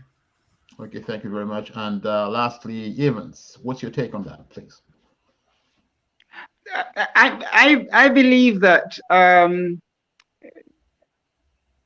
Rwanda cannot stay without the support of the West. And if the West wants democracy to be exported to Rwanda, they need to believe and understand that journalism maintains democracy. It's a progressive tool for social change. We need them to live by their words. As long as they do not do their part, I know that it will be maybe even worse. I mean, Paul Kagame is somebody who is not going to listen to anybody without pressure. Okay, thank you very much for being with us. And now we are going to go with the next panel. And I'm inviting my friend Ansbert Hundineza. Yep, you got it right. Yeah, thank you, Fred, for doing such a great job in coordinating this event. I'll start by acknowledging our incoming panelists, the technical team, and our viewers both inside and outside Rwanda. I'll also introduce myself. My name is Ansbert. I'm a Rwandan Australian activist, currently based in Brisbane, Queensland, in Australia. My professional background is in health. I hold a master's degree in public health from the University of Queensland. It is my pleasure today to be amongst the facilitators of this highly informative event on spotlights on Rwanda against the Commonwealth Values and Principles. It is my honor to introduce the third panel, which includes men and women of high caliber and expertise, not only on Rwanda, but across other geopolitical regions. I'll start by formally introducing Mr. Charles Wishira. Is Charles with us in the studio? Yes, I am. Yes, I am. Thank you. Thank you, Charles, for coming and for attending. I'll do a very quick and brief introduction of Mr. Charles, but he will obviously have time to speak to our audiences. Mr. Charles Wishira is an East African correspondent for some of the world notable news outlets. Previously, he was an East Africa correspondent for Bloomberg LP, based in Nairobi. He covers eclectic issues including regional politics, business, human rights, and environment, including IT. He is an alumnus of the University of Nairobi. Thank you for coming. And I'll move on to our next panelist, Ms. Michaela Arong from the UK, all the way from the UK. Can you please say hi to our followers? Hi. Thank you for coming. I'll also do a very brief introduction of Ms. Rong. Ms. Rong is a British journalist and an author who spent 6 years as a foreign correspondent in Africa for Reuters, the BBC, and the Financial Times.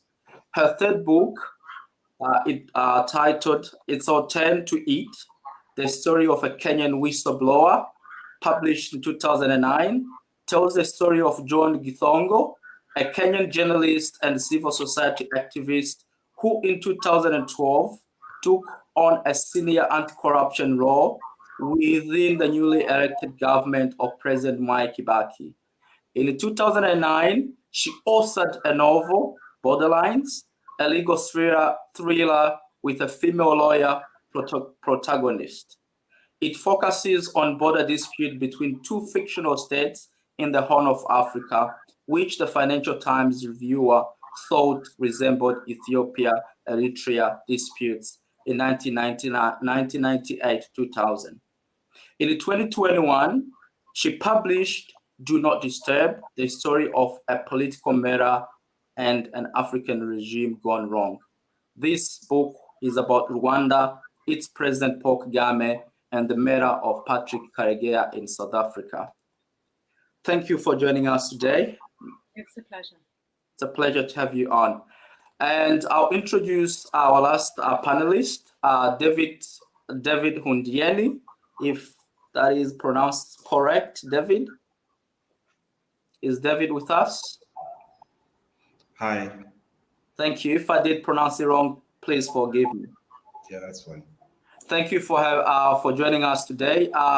Mr. David is a writer, an investigative journalist, a broadcaster whose work has appeared on CNN, The Africa Report, Al Jazeera, The Washington Post.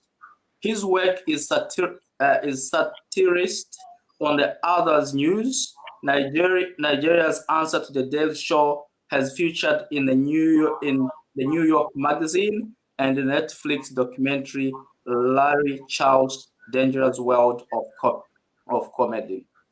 In 2018, he was nominated by the U.S. State Department for the 2019 Edward Murrow Program for journalists under the International Visitors Leadership Program. In 2021, he won the People's Journalist Prize for Africa 2020 for his work on unraveling predatory legislation that was being rushed through Nigerian House of Representatives.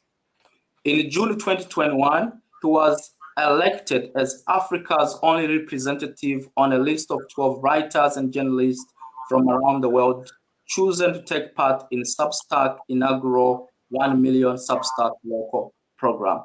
Thank you for joining us today, David. We really appreciate it. Thank you for having me. Thank you. Now I'll start by posing a few questions on our panelists. I'll start with Ms. Charles, if Ms. Charles can hear me. Yes, I can. Yes, my question, or the questions that most people or most viewers will be having right now is, as a credible and a well-respected journalist with a very extensive knowledge of not only Kenya, but of East Africa political arena, what do you think Rwanda, as a member of Commonwealth, can learn from Kenya in terms of respecting Commonwealth values, which to a larger extent overlaps with the East African Community Establishing Treaty, particularly in relation to separation of powers, democracy, and freedom of expression? Well, that question is quite long. However, let me start by saying that I've been a journalist beginning in 1990, and therefore that particular time in Kenya we had a very autocratic leader by the name of Daniel Arap Moi. And what I've learned is that what Rwanda is going through is not really something exceptional. I think Kenya also went through it. But what saved the face of Kenya is that we had a very powerful civil society. And what I believe is that what Rwanda can learn from Kenya, for example, is that change is ultimately going to come from within Rwanda itself. I think all these conferences that are taking place, like most of the distinguished guests have said here, are mostly to bolster the image of Paul Kagame and his administration. But until and unless the people in Rwanda themselves are able to form into some formidable force, you're likely to have Kagame remaining in power for as long as he wants. And Kagame is a very good showman in the sense that he knows where to touch and who to do. For example, you realize that he has Tony Blair of the UK as an advisor. You're aware that I think last year he also tapped a former banker from the Swiss bank, very powerful Africa, who's able to pull resources from all over Africa. And then the third thing that we tend to forget is that geopolitics it plays a very major factor. In particular, in this particular time when China is actually getting a lot of influence within the region. And you realize just last week, the Belgian king came to say sorry, I think, to Congo. So, and don't forget, last year, France also came to do its bit in Rwanda. And what is happening is that China is eating into some of these so-called traditional countries. But whether it's possible for them to have undue influence, I don't think that will happen very soon. So what I'm thinking is that this conference in itself will nothing much will change. Kagame will get legitimacy and will continue having meetings all over again. But the only thing that can make a difference in Rwanda, I repeat again, is if all the people in the diaspora who are actually opposed or probably believe that something is wrong with Rwanda, like I believe something is totally wrong, you need to talk with one voice. I get the feeling that when I'm doing my stories, for instance, and I talk to the guys in diaspora and the ones who are back at home, there's a very big disconnect. You find that the so-called activists in Rwanda, who normally talk anonymously, they kind of think the guys who are outside in the diaspora do not understand what is happening in Rwanda itself. So I think that what is important here is that Rwanda, irrespective of whether you're in Rwanda or outside Rwanda, you need to have a common voice, so to speak. Right now, you're desperate. You're desperate sort of a workforce. You cannot be able to deal with Kagame. Kagame is something else. And having said that, let me finish. Having said that, I have Kenyans who have lived in Rwanda, and when they come back into the country, the one thing that they say is that, God, that place is impossible. Because what happens is you can't talk. There's a lot of fear. And therefore, I believe that the beginning is that the Rwandans who are out there in the diaspora and the ones who are in Uganda and in Rwanda who feel that change is necessary, I think you need to meet to form a common front and talk, and then you lobby hard, not just with the Commonwealth, but to other organizations that bankroll the regime in Rwanda. I think that's the only way we can create change in that particular country. Thank you. Thank you very much for your contribution. So to summarize what you have said, it seems like I'm repeating myself. The technical team, please, thank you. To just summarize what you have basically said is that Rwandans need to unite and have a united front to basically press for their freedoms of expressions, but also you had a bit of a question about the changing in global politics with China and other big players also having a foot in East Africa and Africa at large, that it is likely to affect the change that we seek. Thank you very much for such an insightful contribution. I'll come back to you later on, but let's move to Ms. Wong. I have a very sort of simple but direct question, which goes by this.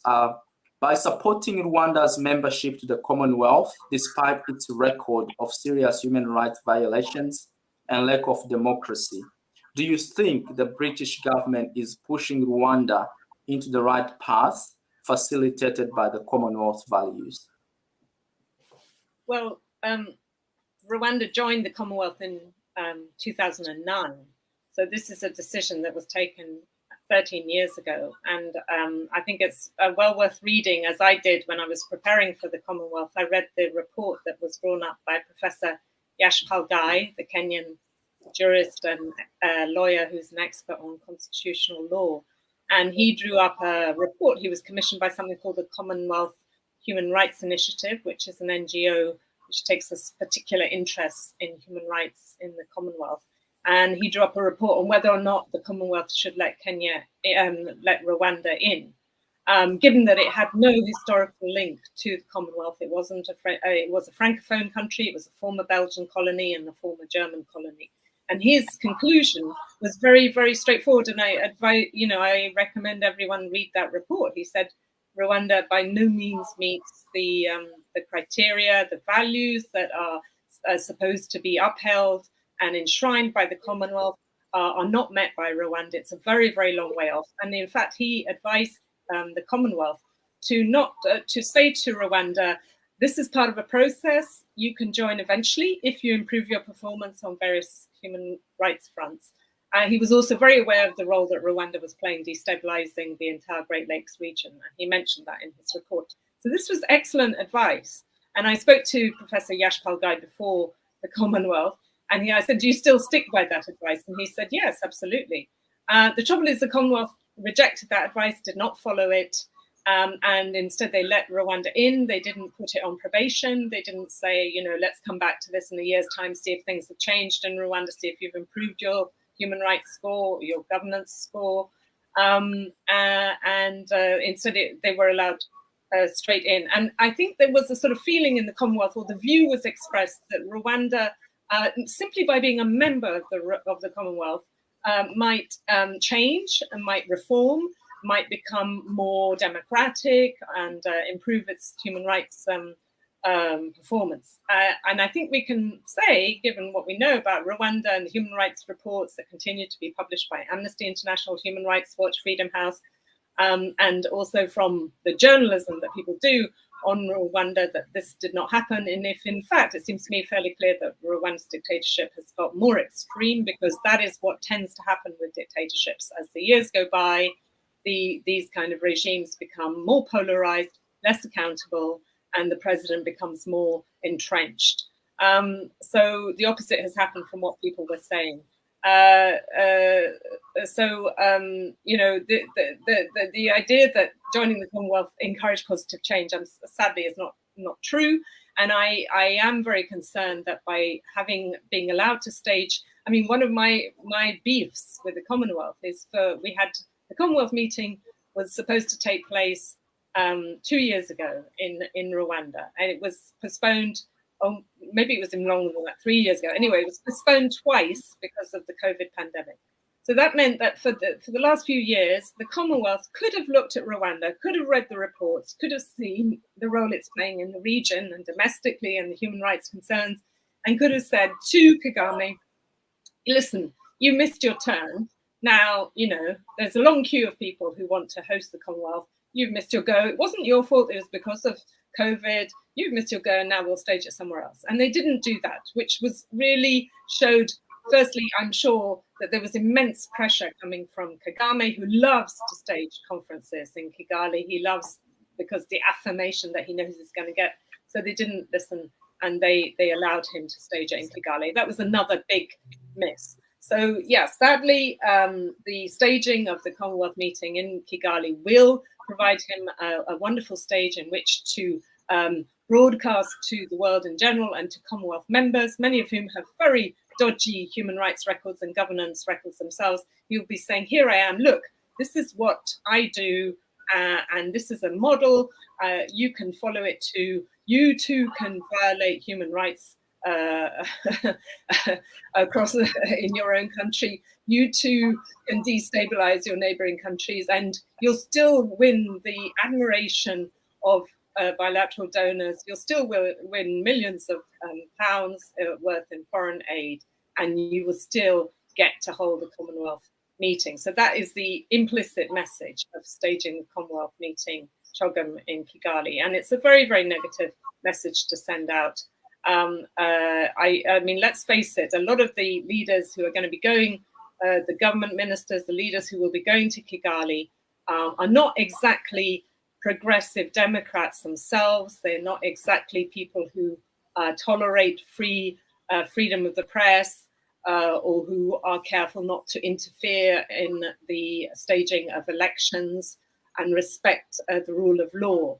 They've got, you know, there are a lot of governments who are going to be representing Kigali have very dodgy records themselves. So what they will be understanding and grasping when they're in Kigali is that you can do all those things and not even be criticized by the Commonwealth itself and by Western donors. And that is a very negative message. So my one solace in all of this is I am very pleased that I know that Benedict didn't get his accreditation and Anjan didn't get it, but it seems that there have been, at the last moment, the Commonwealth and the Rwandan authorities are granting accreditations to journalists who want to cover the event. And there is something about having a lot of journalists in a city. Yes, you may try and control them, and we know that journalists are being assigned government handlers when they go and they want to talk to refugees in the various camps in Rwanda, and we know that they're hardly allowed to operate on their own. But if you have a lot of Western journalists who are used to asking their leaders rude questions, and you have them wandering around a capital and putting awkward questions during press conferences, and I hope they will, sometimes some really interesting stuff emerges. And I was very pleased to see, for example, the ITV journalist, a political editor, Paul Brand, who went on Twitter. He'd only been Rwanda, I think, a couple of days. He'd been talking to people, interviewing people, and he sort of said, well, one thing I know, and it was clear he had no background, didn't know anything about Rwanda when he first went out there. He said, one thing I can tell, this is not a free society. And he said, the people that we interviewed the first day, he said this on Twitter, people we were interviewing the first day have been picked up by the government and questioned.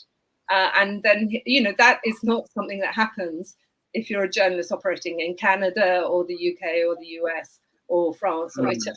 So I thought that was excellent, because this was a journalist coming to the story cold, and he was saying, I can tell this is not a free society, and the way my sources have been treated just in the last few days is a cause for concern. So the more journalists who go and cover CHOGM, the better. And I do think that some really interesting little details will come out during this conference. Thank you very much for such a great contribution. While you were speaking, something triggered my interest in regards to the reports and recommendations that were provided to the British government of not allowing Rwanda to be a member of the Commonwealth. And I was just reflecting back to some other countries which had to be suspended from the Commonwealth, the likes of Zimbabwe, the likes of Nigeria, where David comes from. Historically, they've been countries that were suspended. But with Rwanda, what is so special that not even being suspended, but there is that special consideration of even from the start? We know that in the early days of the RPF regime, there was this feeling of guilty that the Western countries had of not being able to stop the genocide against the Tutsi. But here we are, almost 30 years later, we're still having this sort of special treatment to Paul Kagame. What do you see is the problem? Well, there was a feeling of guilt that has certainly played a role in the way Western countries deal with Rwanda, because the Rwandan officials and Kagame himself play that card ruthlessly and very effectively, because the international community still feels very bad about its failure to intervene during the genocide. But I think you mustn't forget another reason why Rwanda was allowed into the Commonwealth in 2009. It is because of the traditional competition between France and the Anglo-Saxon world, i.e. America and Britain, in Africa. And this is a sort of a legacy of colonialism. So there was this feeling that, look, here is Rwanda, and a young leadership that is extremely disillusioned and bitter over what role the French had played supporting the previous regime of Juvenal Habyarimana, and they want to join the Commonwealth. They have no historical links with the Commonwealth, but never mind, this will allow us to expand. And, I'm sure there was also a British interest, and no doubt the Americans would have been quite keen on it too, although they don't belong to the Commonwealth, saying, they're saying we want to join the Anglophone world. Kagame grew up in Uganda. I don't know if he even speaks French. He was part of that English-speaking sphere of influence in Africa. So there was a desire to capture Rwanda and sort of, embrace it in the Anglo-Saxon world. And what's very interesting, I don't know if it's come up previously in this meeting, but what we're seeing at this Commonwealth meeting is that Gabon and Togo, which are two Francophone countries which also have no previous connection with the British Empire or with Britain's colonial legacy, are also applying to join the Commonwealth. So what we're seeing is this clash between the French world, French influence in Africa, British influence in Africa continues. This is a competition, that goes back to the scramble of Africa of the 19th century, and we're seeing it continuing, and therefore, the Commonwealth is therefore very happy to take on new applicants. And a lot of African countries at the moment are feeling very disillusioned about the French role in Africa, especially in the Sahel, and they want to make a very obvious gesture towards France, as we feel that your involvement and your influence over our countries is not healthy, is not benign, and we are looking elsewhere, including to China.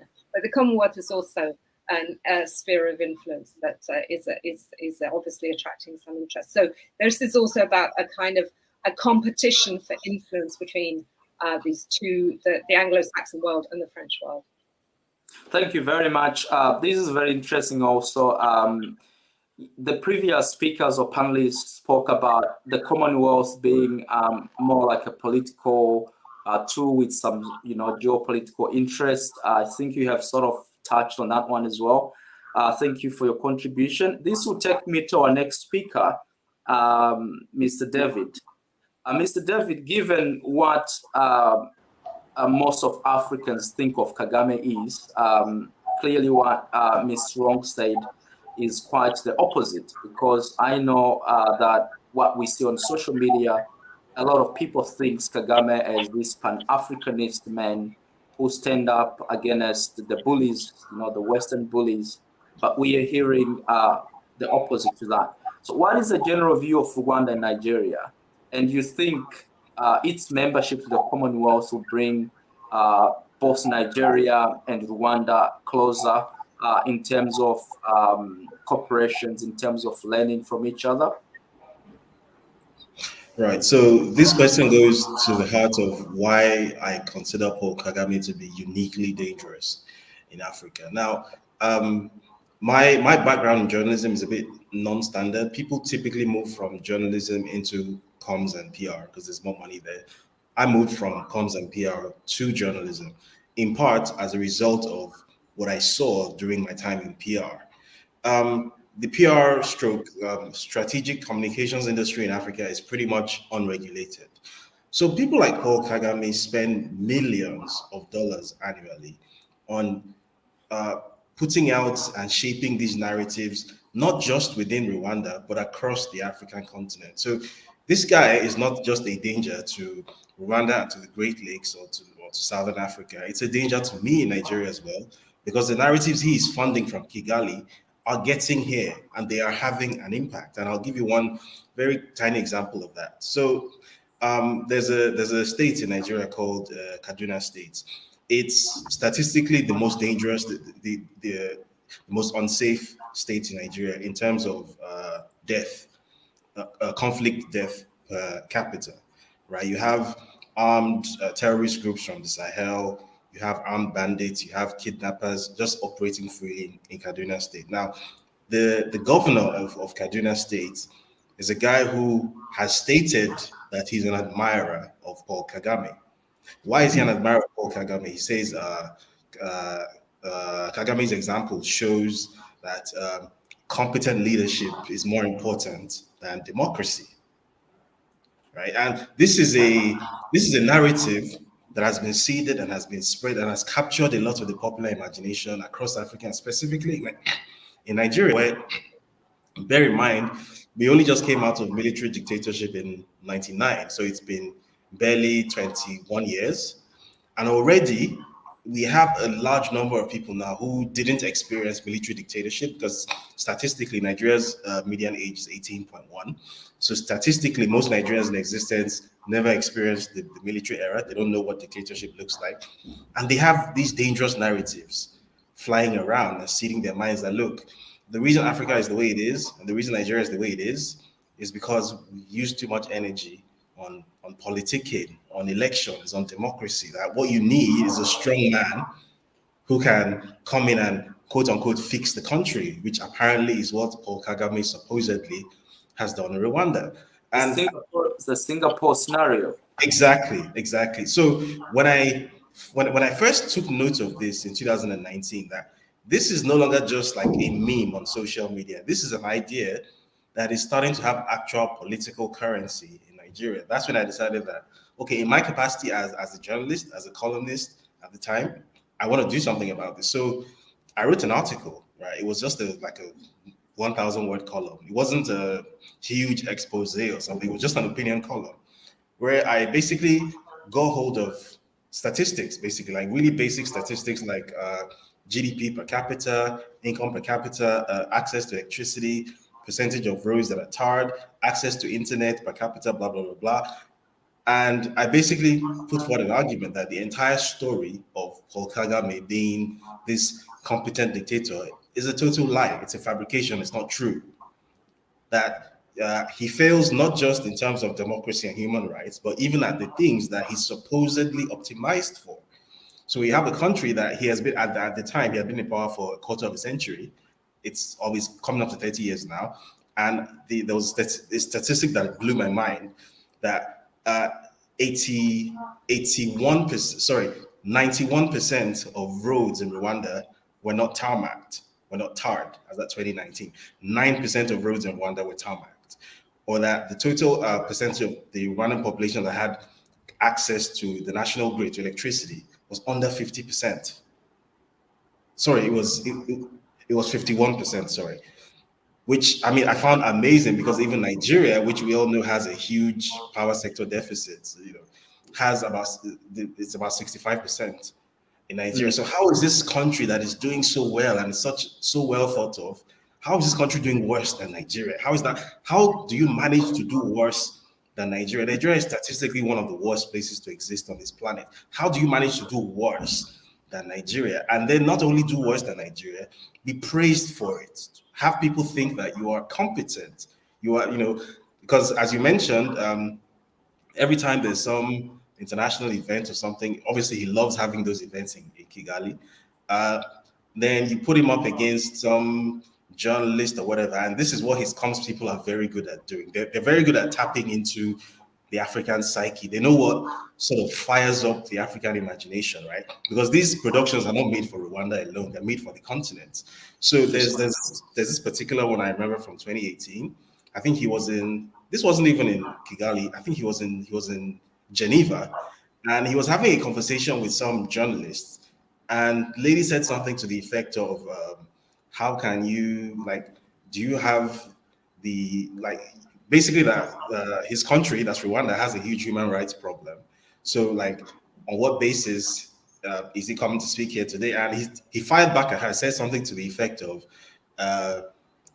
basically that you are always trying to dictate to Africa and to talk to us about human rights, that who gave you the right to do that, that who are you, right? And that exchange, someone then took a little video clip of that exchange, a 30-second video, and it just went viral all over social media platforms, and people were just absolutely creaming their pants about it. Oh, this guy's standing up for Africa. He stands up to the white imperialists, because that's something that fires the African imagination, right? Because obviously the history that Africa has had is a history where living under a colonial jackboot, living under a colonial experience has created this sort of very deep inferiority complex and a very deep sense of resentment. So he knows how to tap into that and take advantage of it. So yeah, then he gets positioned as this sort of Pan-Africanist champion who's quote unquote standing up to the white imperialists or whatever. And I tried to deconstruct that in this article that I did. And look, this country's budget, government budget, annual government budget, more than 50% of it is funded by the same people he's supposedly standing up to. It's donor money, right? This country is almost unfathomably poor, right? This country is so poor that Haiti has a per capita income that is almost twice that of Rwanda. If Haiti has a per capita income that is twice yours, Haiti, then why on earth are you being held up as that quote unquote Singapore of Africa, that Switzerland of Africa? It's not true, right? And my experience, immediately this story was published, immediately it went out, sort of gave me a window into what Rwanda and the Rwandan regime actually are. Because this was a story that was published in Nigeria for a Nigerian audience. And the point of publishing that story was to tackle that narrative that I saw being spread in Nigeria. And the very first responses to the story were Rwandans, who were very angry. It caused such a fuss that the Rwandan High Commissioner to Nigeria actually... If I might just ask you a very quick question here before it escapes my mind. Did you, during these times that you wrote this article, were you at any stage approached or threatened by any members of the Rwandan government or security forces or security agents? I was just about to come to that. Okay. So the Rwandan High Commissioner to Nigeria at the time, his name was Stanislas Kamanzi. He picked up the phone and he called the publisher of Business Day, where I wrote the column. and had a very like a 5-minute shouting match with this guy, telling the guy to take down the article, to delete it off the website. That is nonsense and it's rubbish. And then I started getting the death threats, hundreds of death threats. People telling me your friends are gonna die, your family's gonna die, you don't know what you've got yourself into, blah blah blah. Like you're a traitor, you're being sponsored by Western imperialists, you're a tool of regime change, blah blah blah, all sorts, right? Hundreds of those, literally hundreds. Like my mentions on Twitter, my DMs, they've got hold of my email address somehow as well. We're just full of these things, right? And then there was a I think it's like a government sponsored publication in Rwanda. I think it's called either Great Lakes Eye or Great Lakes Post. Oh, Great Lakes Eye, yes, that's one. Yeah, they went and published this like hit piece on me. Like if you Google Great Lakes Eye and my name, you see the article is still up there. And they basically said this guy is not a real journalist. He's a tabloid trash, blah blah blah. That just totally rubbished me. And Business Day refused to take the story down because why would they take it down? I just wrote a column, and it was factual.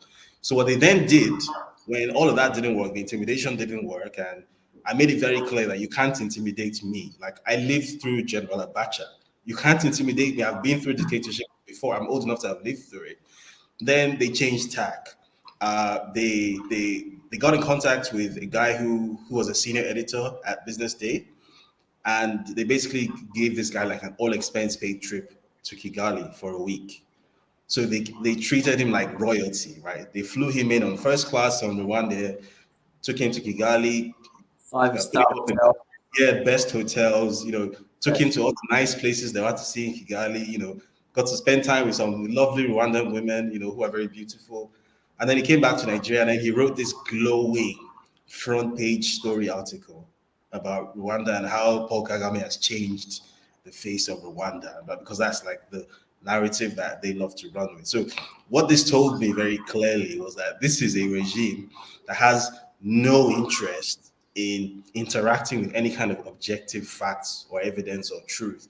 All they are interested in is a narrative, and if you do not toe the line, if you do not express positions that are in line with that narrative, whether you are within Rwandan borders or not, they're going to come after you. I was warned. Bear in mind, I was living in Lagos at the time. I was warned that if possible, I should change my address. That this guy goes after critics both inside Rwanda and outside. And at the time, I wasn't really that familiar with stories like that of Patrick Karigaya and whatnot. So this came as a shock to me. And then when I started looking it up, I was just absolutely mind blown. This guy has sent killer squads, death squads to Belgium and to the UK. Like, how does a country that is this poor, that has half of its budget funded by donor money, how does it have the money to train and equip death squads to sort of travel around the world killing people? How does this happen, and how is it allowed to happen? How is it that the world knows that this is what this guy is using your donor money to do, and they can't stop handing over their money to him? It was just completely wild to me. And that's Thank you very much. We'll come back to this. I'm gonna go back before I go back to Ms. Rong and Charles. I'll just ask one quick question. Given this experience you had with the Rwandan government and how they operate and how they sort of suppress freedoms and media, do you think, or what do you have to say about Rwanda being a member of the Commonwealth, or even hosting? So first of all, was that question directed at me or at Charles? You first. I'm gonna go to this wrong after that. Yes. Right. So I think first of all, the hosting of the Commonwealth Heads of Government meeting in Kigali is nothing short of a travesty. But I think it's in keeping with what the Commonwealth has become. As was mentioned earlier, because there's a sort of geopolitical tussle between the Anglosphere and the Francosphere, where the French believe that Africa is pretty much the last place on earth where they have any kind of significant influence outside of their borders. So they're trying their hardest to hold on to what is left. So what is like a receding sphere of influence. And the Anglosphere is trying to expand itself. So in the process of expanding itself. The sort of criteria for inclusion in that sphere are sort of dropping massively. So you mentioned the Bongo regime. I think what country was this now? Gabon. And the Eyadema regime, the Eyademas who have had a 50+ year family dynasty in Togo, they have seen what Kagame has done, has been able to do, and they're trying to follow the same blueprint. So I think the Commonwealth at this point in time, and sorry, just going back to what you said about the possibility of Nigeria and Rwanda becoming more aligned as a result of shared Commonwealth membership, I think at the moment that would be a terrible thing, because the influence that the Kagame regime has been able to exert on the African public imagination and on African politics and on African governance is a terrible thing. There are two major things it has done in Africa, in my observation. The first thing is that it has demonstrated to African governments that there's an entire method and system of governance that has nothing to do with results and is 100% based on optics, which is very effective, right? It's like running a startup and you've optimized it for vanity metrics, right? You don't have any paying customers, you don't have any income, but you have all sorts of vanity metrics.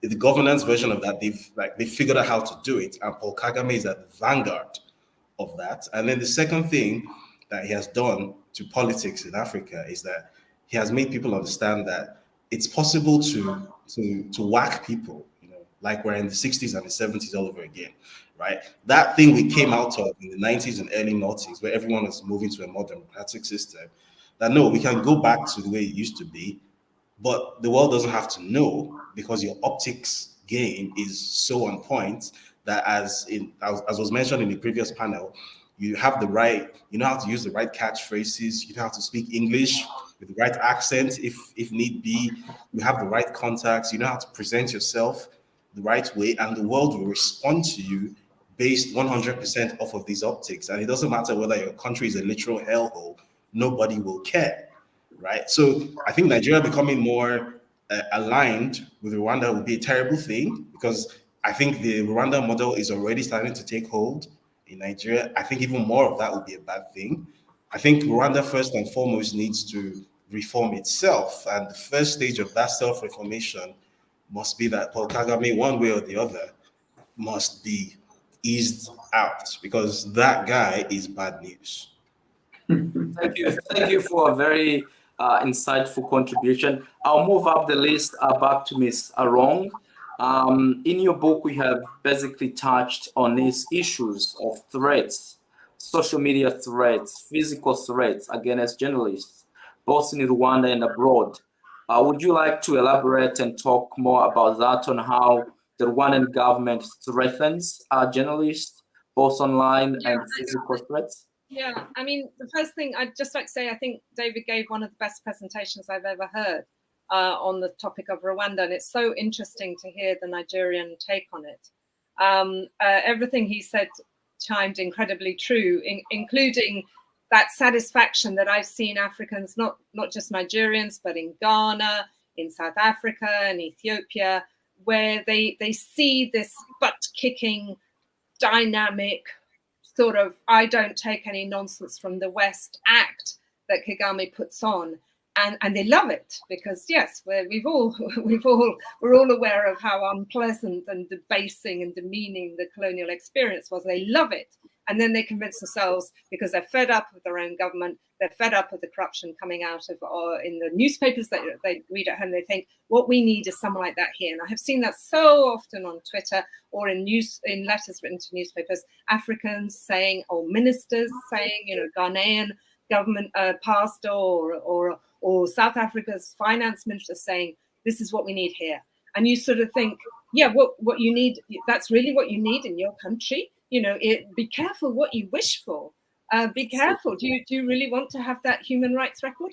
Do you really want to have elections that are rigged to 99% each time they're staged, supposedly voting for the president? Do you really want your heads of opposition to disappear or be found dead by the side of the road? Do you really want your journalists to go into exile. But you see this sort of this knee-jerk reaction because Kagame tells some Western journalists or some arrogant Western politician that he doesn't, who are you to lecture us? And it's very, very gratifying. And then you have this myth of the benign dictator. And the fact is, there is no such thing as a benign dictator. There is a dictator. It's never benign. It is not benign. So we have to accept that as a principle. I did want to talk about the role of social media. I thought David's experience was absolutely fascinating. I have been, since I published Do Not Disturb, I have seen my reputation, my looks, my gender, my track record, all absolutely trashed on Twitter, repeatedly. There are certain established bloggers who pretend to be independent commentators in Rwanda. They're not independent at all. They're on the government payroll. But you also see ordinary Rwandans supposedly wading in. And the fact is, you can see they're always using the same tropes, the same language, the same smears. And so it's not independent Rwandans. It is military intelligence. And in fact, the Rwandans actually run courses in which they teach youngsters who are keen to demonstrate their loyalty to the regime. They're teaching young members of the ruling party, RPF Inkotanyi, they're teaching them how to use social media to take on the enemies of the state. That would be people like me and people like David. And they do it systematically. I've never seen a government in Africa do it as well, as thoroughly, as relentlessly as the Rwandans do. And the other things that the Rwandans do brilliantly is they co-opt the African press, the African media scene is heavily co-opted, often in ways that are not immediately obvious to people. But I would challenge anyone, for example, to read the East African newspaper, or in fact, most of the Nation group in Kenya. Charles will probably have some views on this, and see how often they ever publish an article or a comment piece or letter that is critical of Kagame, or maybe just presents Rwanda in a slightly uncomplimentary light. In the case of the East African, it never happens, never. And the reason for that is because the Aga Khan, who we know owns that group, is looking to invest in Rwanda. And so he knows that the deal is, if you're going to get to invest in Rwanda, you must never ever criticize Paul Kagame. So this is a big media empire that on which millions of East Africans, Tanzania, Kenyans, Ugandans rely for their news about Rwanda, and they're getting censored news from the get-go. And there are many, many other newspapers and magazines and news websites that you can see that they either because their editors have been given that kind of trip that David just described, where they are taken to Kigali and they're wined and dine and stay in a beautiful hotel, and have their jokes laughed at and come away thinking, oh my God, this place is amazing, or because there's actually some sort of financial incentive that they are basically acting as de facto propagandists for for Kagame. And it's very obvious to me, because I've been able to see the way in which reviews of my book have been published, and I accept as a writer of a critical book that some people will give me bad reviews, but it's very interesting when you see very, very long reviews, 5,000 words, and then another review by the same person in the same newspaper, and then another one a couple of months later, again and again and again and again. And you used to think, why would any newspaper review a book 3 times? Why would that happen? And it's because, the editor has been told, this woman, she won't shut up on social media, let's get her, and get your journalist to write another negative review. And so you can sort of spot the influence in Africa's media. And it's really, really sad, because Africans and me, as someone who writes about Africa, rely on that media world to be independent and to be critical. And just the last thing I would like to say is I just wish that Western donors who give, as David was saying, I mean, Kigali is not Rwanda. There is glaring, appalling poverty, just as David so beautifully summarized, out in the countryside. Living standards are incredibly low, and what development there has been is often being funded by Western donors. And I just wish that they would spend, instead of going and listening to Kagame or a Rwandan ambassador or a Rwandan High Commissioner or a Rwandan Development Finance Minister, that they would spend some time on Twitter, because this is where you see the real face of Kagame. This is a man who's trained in military intelligence. That's what he was. As a young man, even before he was leading the RPF, he learned to do military intelligence in Uganda, working for Yoweri Museveni in the national resistance movement. And he knows how to use intelligence, to use the media, and to destroy reputations. And it's always personalized. It is ugly. It is brutal. It is about destroying people, never engage with the issues. For example, with my book, it's always been very important never to engage with the fact that I'm talking about an entire campaign of transnational repression being conducted by the government, which is sending out agents to kill dissidents, human rights activists and journalists all around the world. So instead, I get attacked just as David has been attacked. And I just wish that the ambassadors, the Western ambassadors who are sitting in Kigali would spend some time on Twitter, because it would only take a couple of hours and you would see that this beautiful gleaming city and this suave, slick presentation, this suave, slick president, this is the ugly face. This is when you see the brutality, the appetite for violence, the disrespect, incredibly misogynist, in my case, incredibly misogynistic, sexist accusations. This is where you see the racism as well. I just wish, please, could the donors actually stay on Twitter for a couple of days, and they would come out feeling, they would look at the regime in a very, very different light. Thank you very much. You have touched a lot of things that we might come to it at the end of our session, especially around the transnational repression that you have basically touched in your book. But let's go back to Mr. Charles. Mr. Charles, we haven't had time to basically listen to your experiences as well as a journalist. Given that you live in East Africa, have you ever had any sort of threats or sort of contacts from the Rwandan government threatening you about your views on Rwanda? Well, I think, just like Ms. Wong has just said, it's very hard to write anything about Rwanda. I'll tell you about my experience with the East African newspaper. I went to see the managing editor, and I was working on a piece that was fixated on what is happening there. And apparently, I just said I want to do about 1,000 words, and I'll provide it to them. And the ME decided to take me round and round and round, and the article was never published until when I met the regional head of the it's called Human Commission, something. I'm forgetting the name, the international organization. And they told me, look, Charles, you're wasting your time. There's no newspaper in East Africa that can critique the government in Rwanda. You're wasting your time.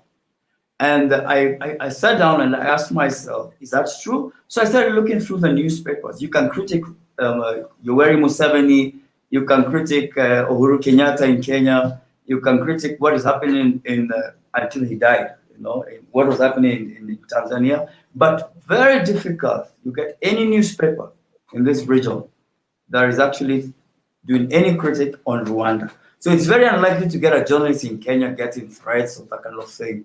It's very difficult to write about Rwanda. It's very hard.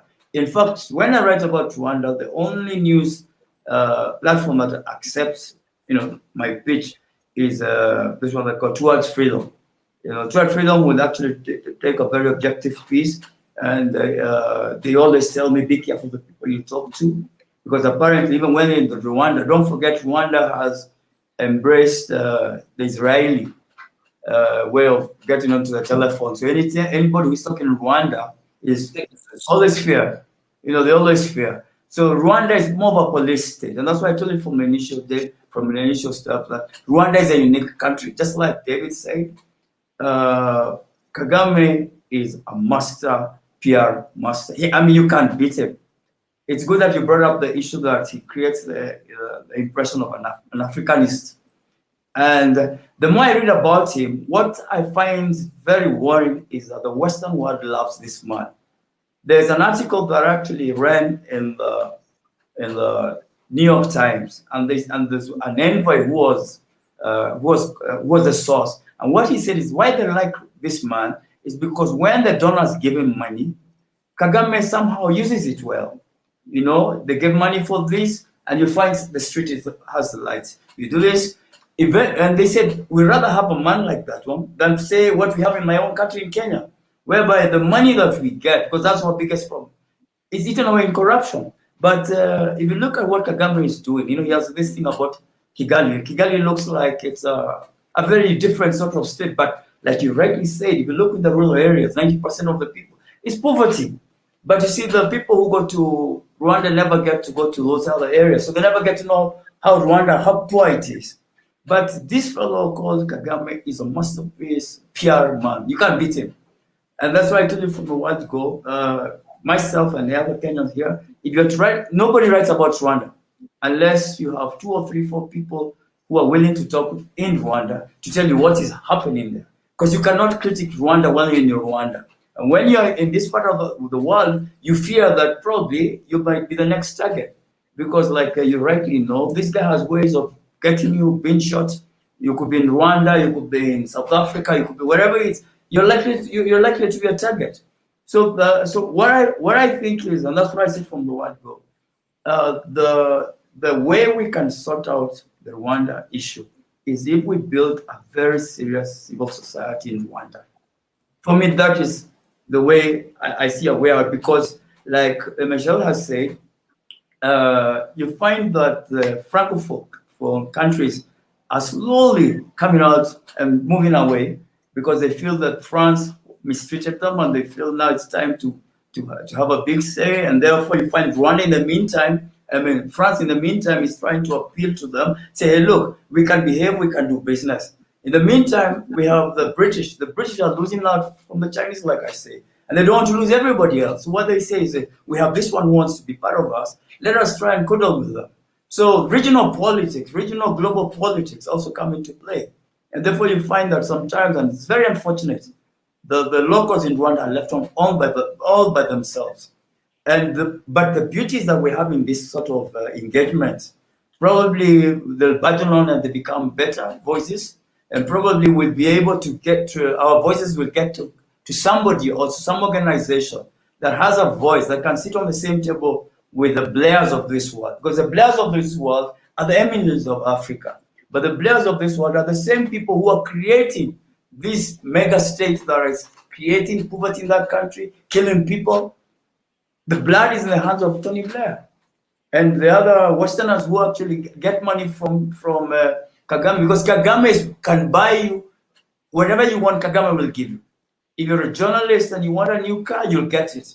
If you look at what happens in Twitter and what happens in social media, if you write a bad story about Rwanda, before you know it, you get about 10 people, you don't even know their names, writing down there, and whatever they're writing about becomes so personal. They say, you don't know what happened in Rwanda. You forget that there was a genocide. I mean, so this residue sense of that the rest of the world abandoned Rwanda.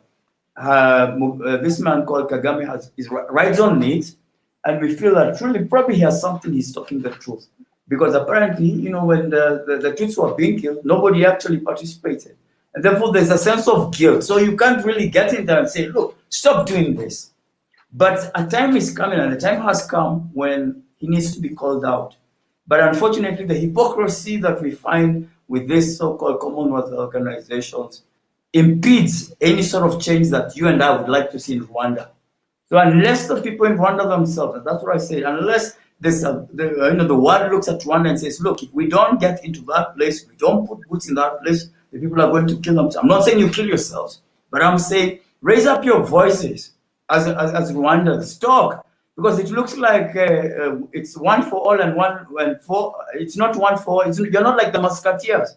What happens? Like now, Paul was picked up from, I think, some country. He was brought into this particular country. He's rotting in jail. All we do is just talk. It's like a talk show.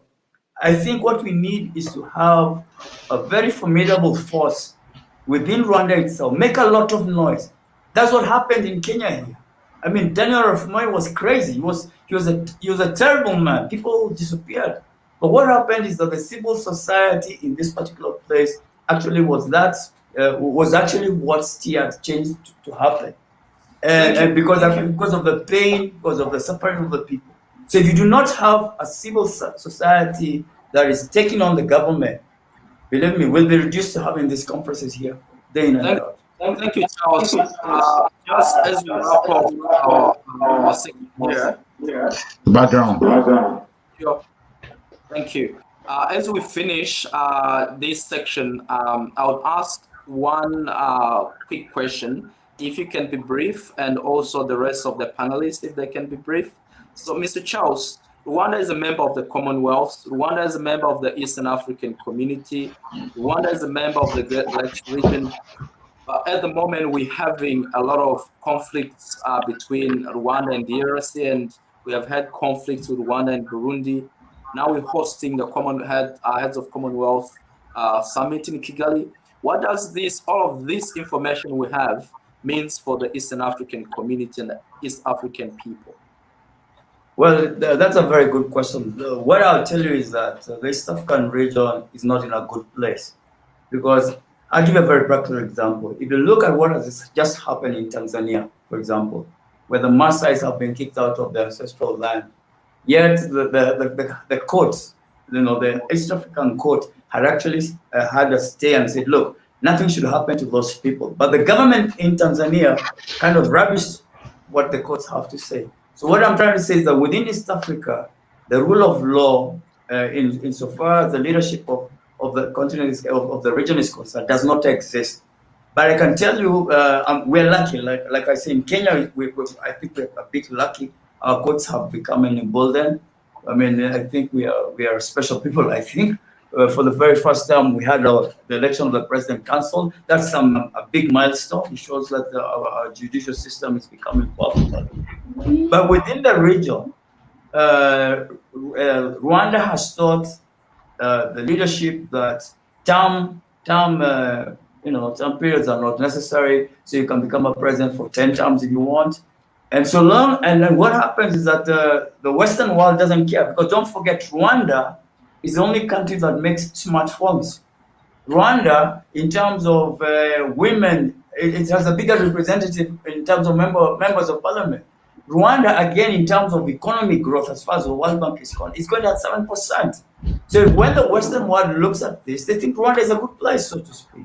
These variables have, in many ways, made Rwanda what it is today, in terms of all the voices are still. There's no that voice that can speak and can be heard. Because people will ask, why are you making noise? You guys are doing so well. Because in my country, for example, we're trying to pass a two-part for gender. Rwanda has surpassed that. In fact, it has surpassed the entire British, the European world. So what mistake is Rwanda doing? And that's a PR that this man called Kagame rides on. So when you ask me what we can learn in East Africa, there's nothing like East Africa. Kagame is East Africa in his head, and he decides what goes on. He's a small country, but you realize that everybody listens to what he has to say, because the guy has bad manners. You remember he went to DRC, has fallen in DRC. He's causing mayhem in Uganda as well. They're fighting, but thank God that the son of Museveni is trying to create some peace or something. I don't know what's going on in there, but you realize that these countries are more are ruled by the same people. They have the same interests. So I'm sorry to say this, but the Commonwealth leaders are hypocrites. And I don't think that much, apart from trying to satirize the poor leadership, the pathetic leadership of Kagame, I don't think much is going to come out of that meeting. That's my take. Thank you very much, Charles. Thank you for your time. I'll quickly go to Ms. Rong as we finish. In your book, you spoke about the transnational repression. And we have spoken about a lot of things that are being done in Rwanda that the government, the British government knows.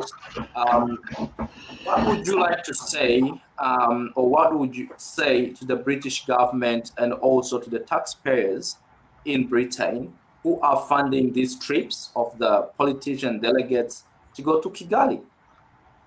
Well, I would have intervened and had a conversation with Baroness Scotland if I was working for the British government and said, do you really think it's an appropriate place to stage a venue there?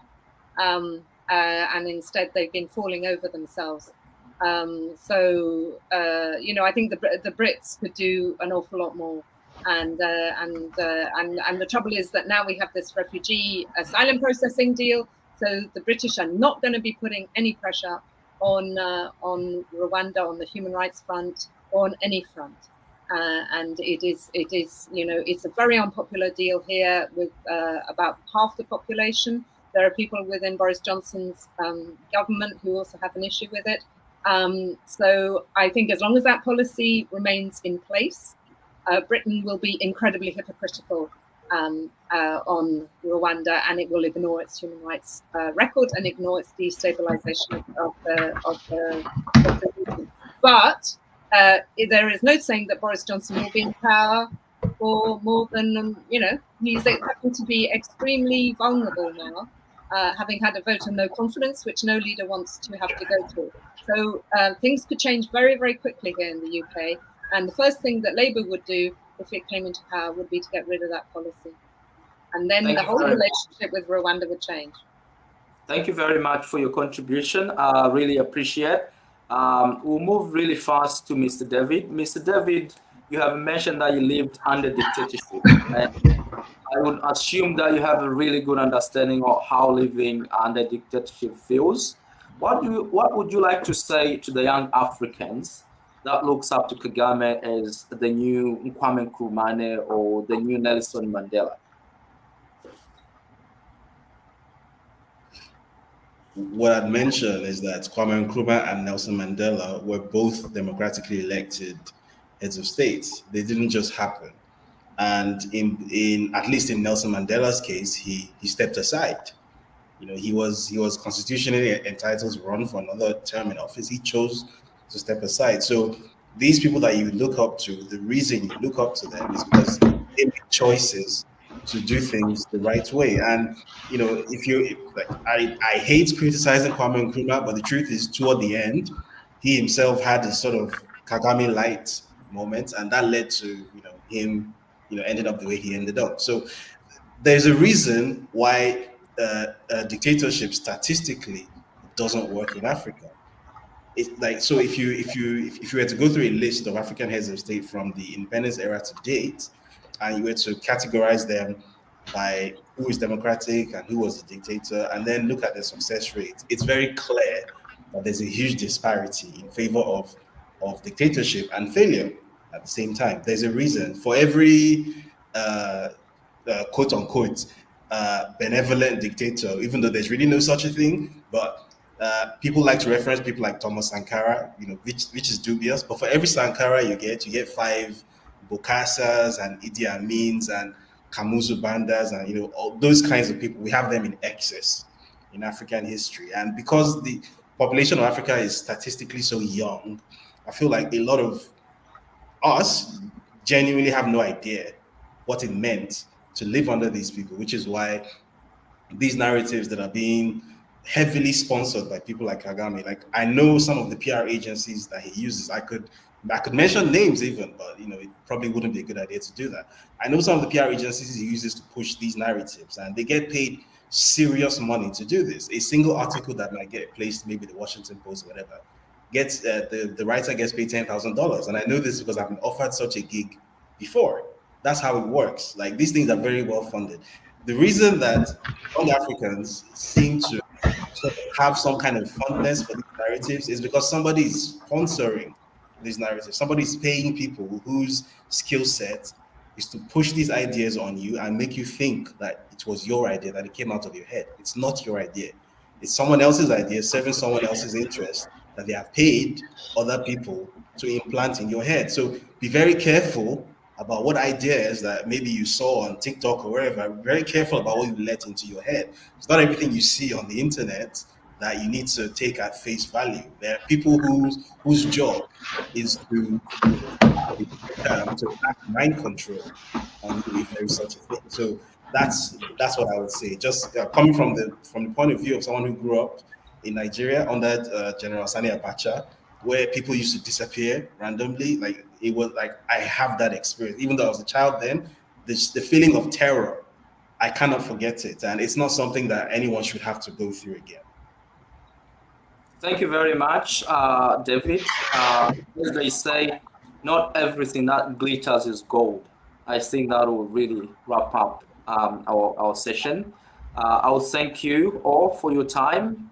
I'll pass back the microphone to our coordinator, Mr. Fred, if he's in the studio. Mr. Fred, thank you. Thank you, people, for your time.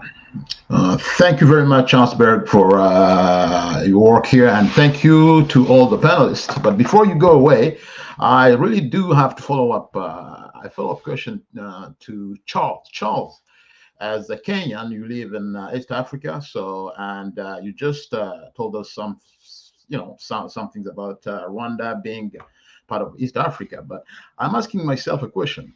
Yes, the Commonwealth leaders is we see it, there are hypocrites, as you said in your words, but how about the East African leaders? I mean, Rwanda has been a member of the Commonwealth since 2009, just joining Kenya, Tanzania, and Uganda, who have been there. We have seen, sometimes President Kagame hand in hand with President Jomo Kenyatta, Uhuru Kenyatta, sorry, and then also with Museveni some times ago. And as you remember, a few years ago, he even, intimidated one of Tanzania's president. So what do you see that the leaders in East Africa can do to help, in Rwanda, in situations that we are seeing now of, abuse of power, because you don't see much of those leaders coming from them? Freddie, what do I need to tell you, my brother? The answer is nothing, because look at it this way. If you look at Uganda, they have issues. If you look at Tanzania, like I told you, as recent as last week, again, the president there has caused mayhem, trying to kick out a community from the piece of land. So East Africa is a troubled region. We cannot have, there's no leader who can actually take the model line, the straight line. I think they are all the same. Nobody wants to point fingers on the other person and say, look, I think we are winning you. And then number three, I think right now, the concentration of politics in terms of regional, it's not something that is highly appreciated by the leadership. I think what is important is sustaining their leadership, theirs, not the people. And therefore, what happens, all the 3-4 leaders will do whatever it takes to maintain power. So in my opinion, I think it will be an imagination, to be imagining too much, to imagine that the East African region can sit down to discuss about Rwanda. Rwanda is actually a country that is respected because of your leader, of your president, that president down there. Not because it has anything to offer, but because whenever Kagame speaks, I think the rest of Africa feels they have a voice. Because he talks about, and that's the irony, he says things that somehow have traction with majority of the despondent youth. And don't forget, for example, Uganda has the youngest population on earth. Rwanda equally has a young population. They feel proud that they have a leader who can stand up to the British. They think it's a good thing, like David said. So this narrative has what we call traction with Africans, young, with a certain demography. Because again, a lot of them have never experienced freedom. They don't know what it means to lose freedom. And therefore, what happens is that when you tell them, there are people like in my country here, Kenya, they think Rwanda is better than this place. You can imagine. They think that what Rwanda is going to, how Rwanda is, particularly in the capital, Kigali, is a sign that Kigali is doing better than Kenya. Because the demography here in Kenya, the young youth, they do not know what trouble is. They just inherited a country where institutions are functioning, and they think this is the way life is. If you look at Rwanda in the meantime, you realize that the people there have this genocidal narrative that has been pumped into their heads. Because even when Kenyans go to Rwanda, when they come back, they're different people. They kind of fear. When they talk, they look behind their backs. They think somebody is listening to what they're talking about Rwanda. And they're not willing even to discuss what is happening in Rwanda. So I'm sorry to say that Rwanda is, and I'm sorry for the people who live in that country. Rwanda, for lack of a better word, is the next Eritrea. It's more like Eritrea. It's only that Eritrea doesn't have a lot of what we call good roles, to show like the one you have in Kigali. But the spirit of Eritrea is the same one that you have in Rwanda. The leadership in Rwanda and the guy in Eritrea are one of the same kind.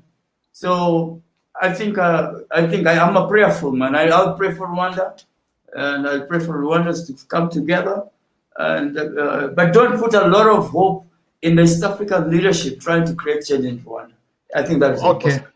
All right. Thank you very much. Thank you very much, everyone, for joining us. And your input was very, very interesting and very important for the Rwandan population and the world as a whole. So that being said, we had said that we'd had 3 panels today, but we have a 4th panel. We didn't talk about it because the people that have to be on the 4th panel are in Rwanda, and we didn't want to announce that before time. So we are being joined now by Victoire Ingabire. Victoire Ingabire from Kigali. Victoire Ingabire, are you there? Your microphone, please.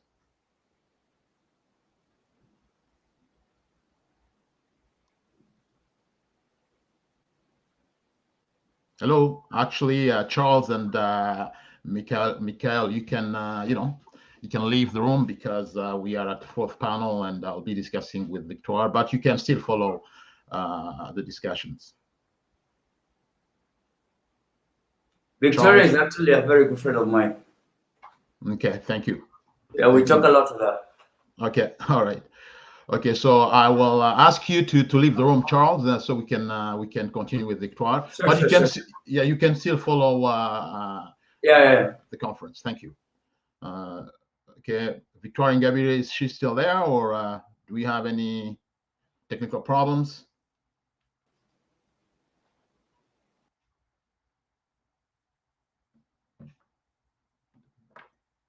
Hello? Can you have Victoire connected, please?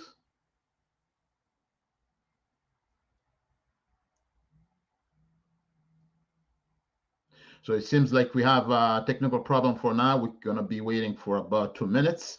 But we can say that we have been on this conference for at least over three hours. And from what we have heard from our panelists, from the first one to the third one, is that we still have a very long way to go. Rwanda being a Commonwealth member since 2009, all panels have agreed that nothing has been done for Rwanda to follow up on all the Commonwealth values, which include the promotion of democracy, human rights, good governance, the rule of law, individual liberty, egalitarianism, free trade, and also multilateralism and world peace. As you all follow, Rwanda is being criticized for being a country that does not give freedom of speech to the people in Rwanda or even the journalists that are abroad. So this is an issue that probably during the meeting, all the member states that will be gathering in Rwanda should probably bring on the table and discuss about the president of Rwanda, because Rwanda is being looked at as the next head of the Commonwealth. So we hope that all this meeting will do whatever they can do to convince President Kagame to change in that area. So as Victoire Ingabire is going to be there, or do we have a problem, technical problem?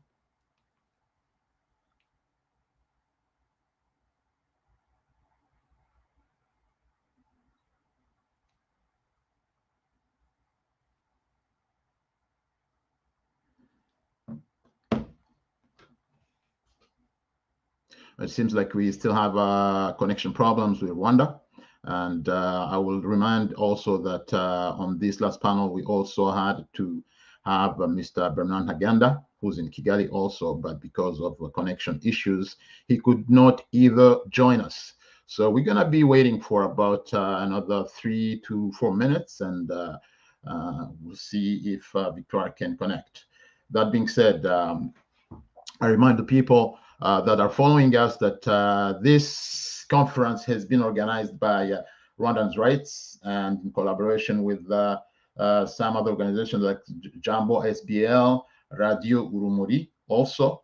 And I thank them for putting together this conversation, which is very important for the whole world, and especially Rwandans and the Commonwealth members, because we are looking at the Commonwealth as an organization that can help bring peace and also freedom in Rwanda.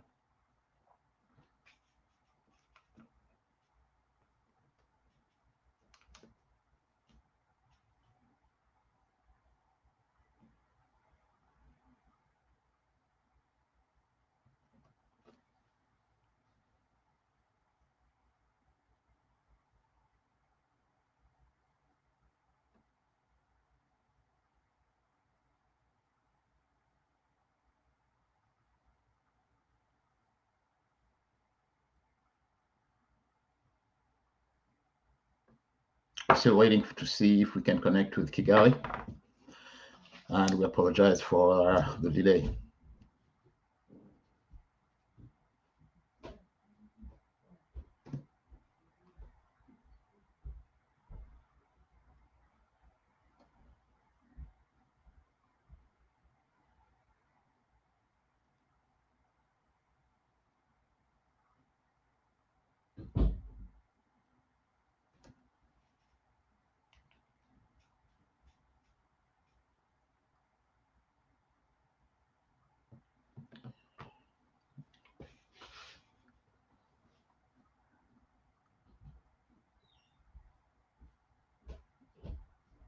As we are still waiting for Victoire Ingabire to join us. Hello. Hello. Welcome, Victoire. Okay, thank you. And I'm very happy that the connections could work for us now. So I will just introduce you to the followers here. And your name is Victoire Ingabire Umuhoza. You are speaking to us from Kigali, Rwanda. And I remind the people that are viewing us that you are president of Dalfa Umurinzi, a political party in Rwanda that stands for democracy and liberty for all.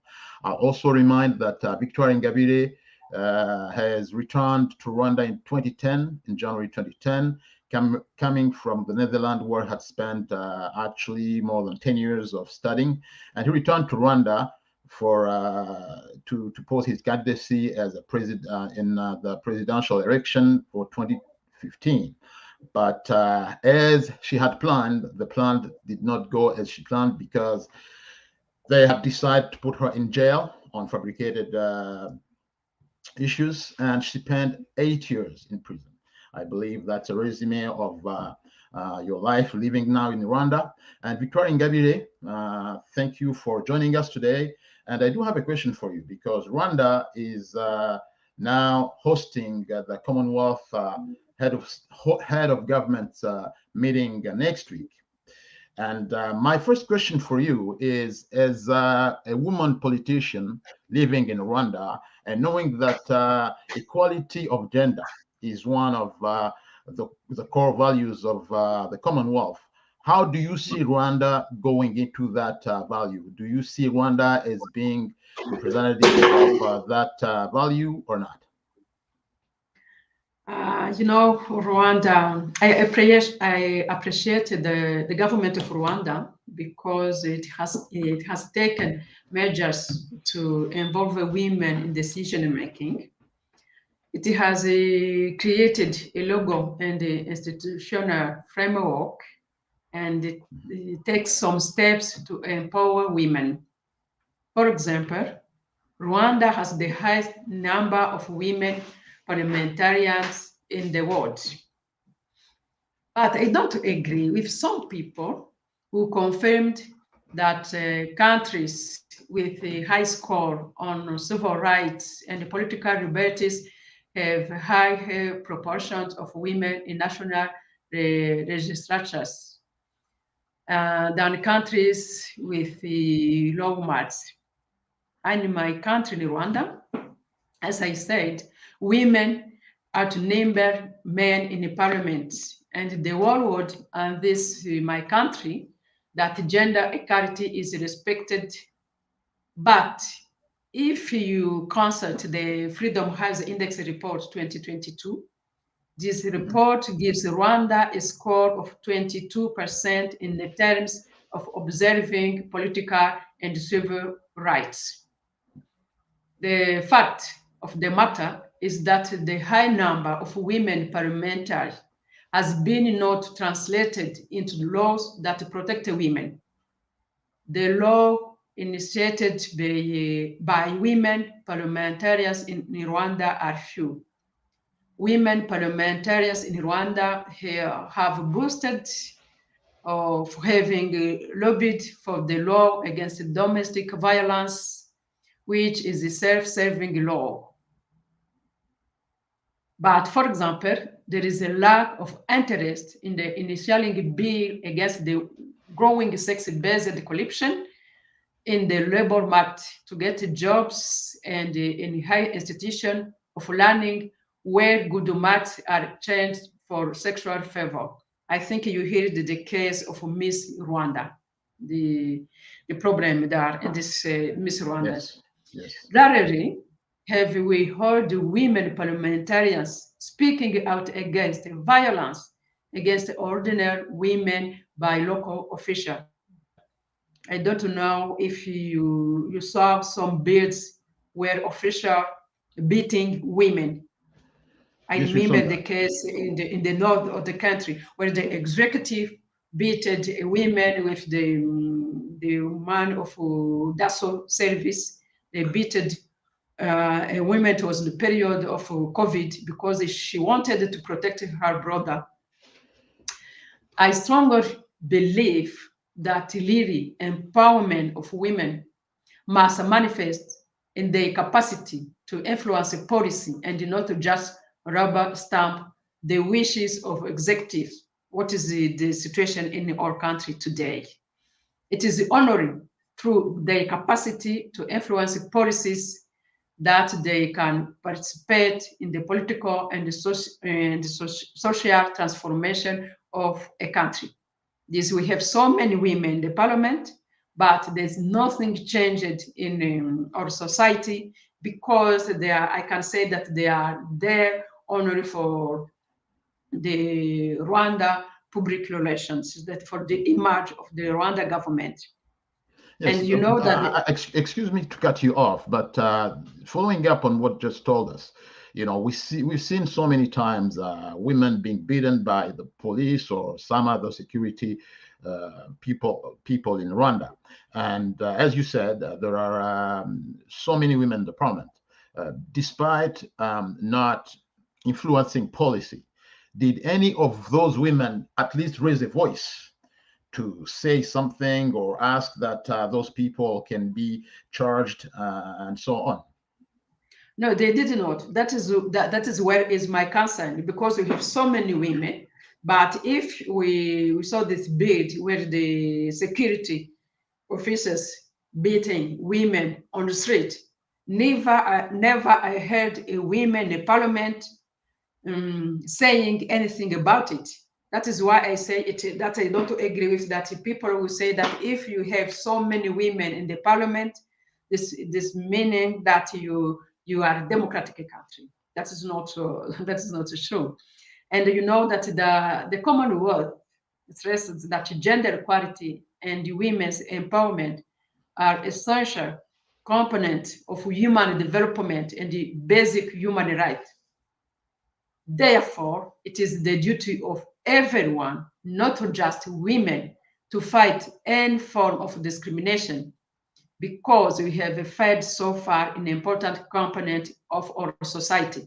This is why I think that I ask not only women, but also men, that they have all to denounce and don't accept that there's a official security service of men beating women on street, and that everybody look at on that, but nobody do take any action against that.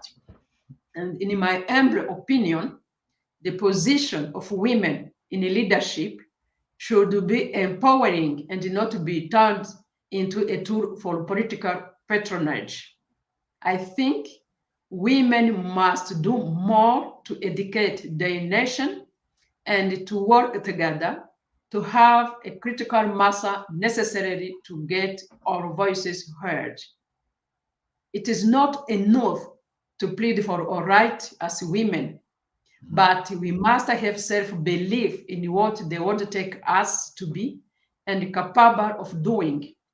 That we have the capacity to build peaceful societies with full human potential and sustainable development. I believe that as women, we can. Yes, together we can, and let us start from the Commonwealth. Okay, thank you very much, Victoire. That's very, very well said. And that being said, Victoire, you are in Kigali, and in less than a week, the Commonwealth meeting will be held there. My other question is, as a politician, have you been invited or not at all? No, not. I was tried to be registered to participate in the Commonwealth Women Forum. They did not answer me, and I tried to be registered in the People Commonwealth Forum. They did not answer those. I will not participate in this forum. But and yesterday I saw that it is honoring me as a political, but I saw that also there are some journalists that we will not get accreditation to participate in these meetings. So did you at least try to have the government of Rwanda register you, or you did not try that way? No, not that way, because we received the format to fill in. Okay. Yes, for the registered. This is what this form I filled in, but I did not receive an answer. Okay, so the Commonwealth has some values, as I stated before, and one of those are freedom of speech and democracy. And we know that Rwanda has been criticized of not being a democratic country. And what's your take on that? When you see you are in Rwanda, you've been fighting to get registered, and how do you see democracy or freedom of speech improving in Rwanda? Is there any improvement at all, or so much has to be done? Mm-hmm. If you talk about democracy, the Rwanda government claims to be practicing a consensual democracy that aims to prevent further ethnic violence while accelerating development. However, this consensual democracy has transformed over time into a system that suppresses political dissent, restricts pluralism, and cap civil liberty in Rwanda. As a result, political elections are always characterized by limited choice in Rwanda. Okay. I know that if we talk about election, many countries, it's not only in Rwanda. The dictatorial governments have limited democracy to holding regular elections just to satisfy aid donors who fear to be accused by their citizens of giving aid to autocratic regimes. Hey, I remember in 2010, after the election in Rwanda, that U.S. State Department issued a statement. I remember that they said that democracy is about more than holding elections. A democracy reflects the will of people, where minority voices are heard and respected, where opposition candidates run on the issues without threat or intimidation, where freedom of expression or freedom of press are protected. But in Rwanda, that is a big problem. I think that the U.S. State Department issued this statement after the election in 2010. When I tried to participate in this election, the government chose to put me in prison. And 7 years later, Diane Rwigara tried to participate in the election. She has the same problem as me, because she was put also in the prison.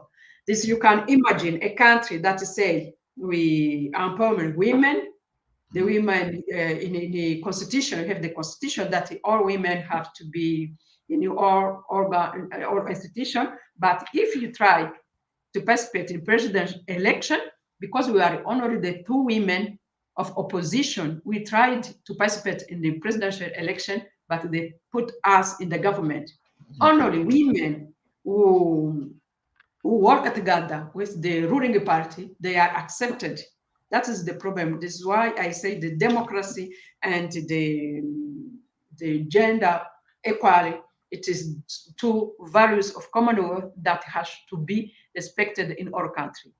Okay, thank you very much. And also, I could probably add also individual liberty as being one of the values of the Commonwealth. As that being said, you know, individual liberty includes also, you know, as they say, individual liberty leads to the well-being of the people. Okay, so what we see now and what we have heard in the news, I mean, the government of Rwanda has even decided to close the schools in the period where, you know, the Commonwealth meeting will be taken. So what do you think about that? Is that not a way for the government just to put people, to tell to people to stay home, the kids at home, and then even the members who will probably want to visit the schools and the people and will not have the way to go to see those things? How about that? Yes, that is the other issues we had. It is one of the action taken by the government to close the schools, the time that the Chogama meeting will be held in Kigali. It is only that there are also women that the government brought in the transit center because they buy the fruits and the vegetable on the street. Yes, and now the government say, we don't want to see you on the street. You have to stay home. Or some of them they brought them in the Congo transit center or otherwise. I think that is not the country that you can say that they respect the liberty of movement, of liberty of expression. No, it is not. It is not, okay. Because if you see what they are doing, it is not really the country that you can say that should be the member of Commonwealth. I don't know if you remember that Rwanda was admitted as a member of Commonwealth in 2009. And in this time, the Commonwealth Human Rights Initiative has indicated that Rwanda is not yet ready to be accepted into Commonwealth because of his system of governance and that human rights is not respected in Rwanda. And now, 13 years after that, we have the same problem in our country. This is why I hope and count on the Commonwealth Ministerial Action Group to carry out its mission to access violation of Commonwealth value and to recommend measures to restore democracy and the constitutional rule. It will be equally necessary to do monitoring and evaluation of how many governments will implement Commonwealth values, particularly in empowering women and the democracy, human rights, and the rule of law, especially in our country. Because I don't see why the people in the countries, members of the Commonwealth, would what they would provide to be the member of the Commonwealth if the Commonwealth cannot help these countries, the members of Commonwealth, to change the life of people in the countries member of Commonwealth.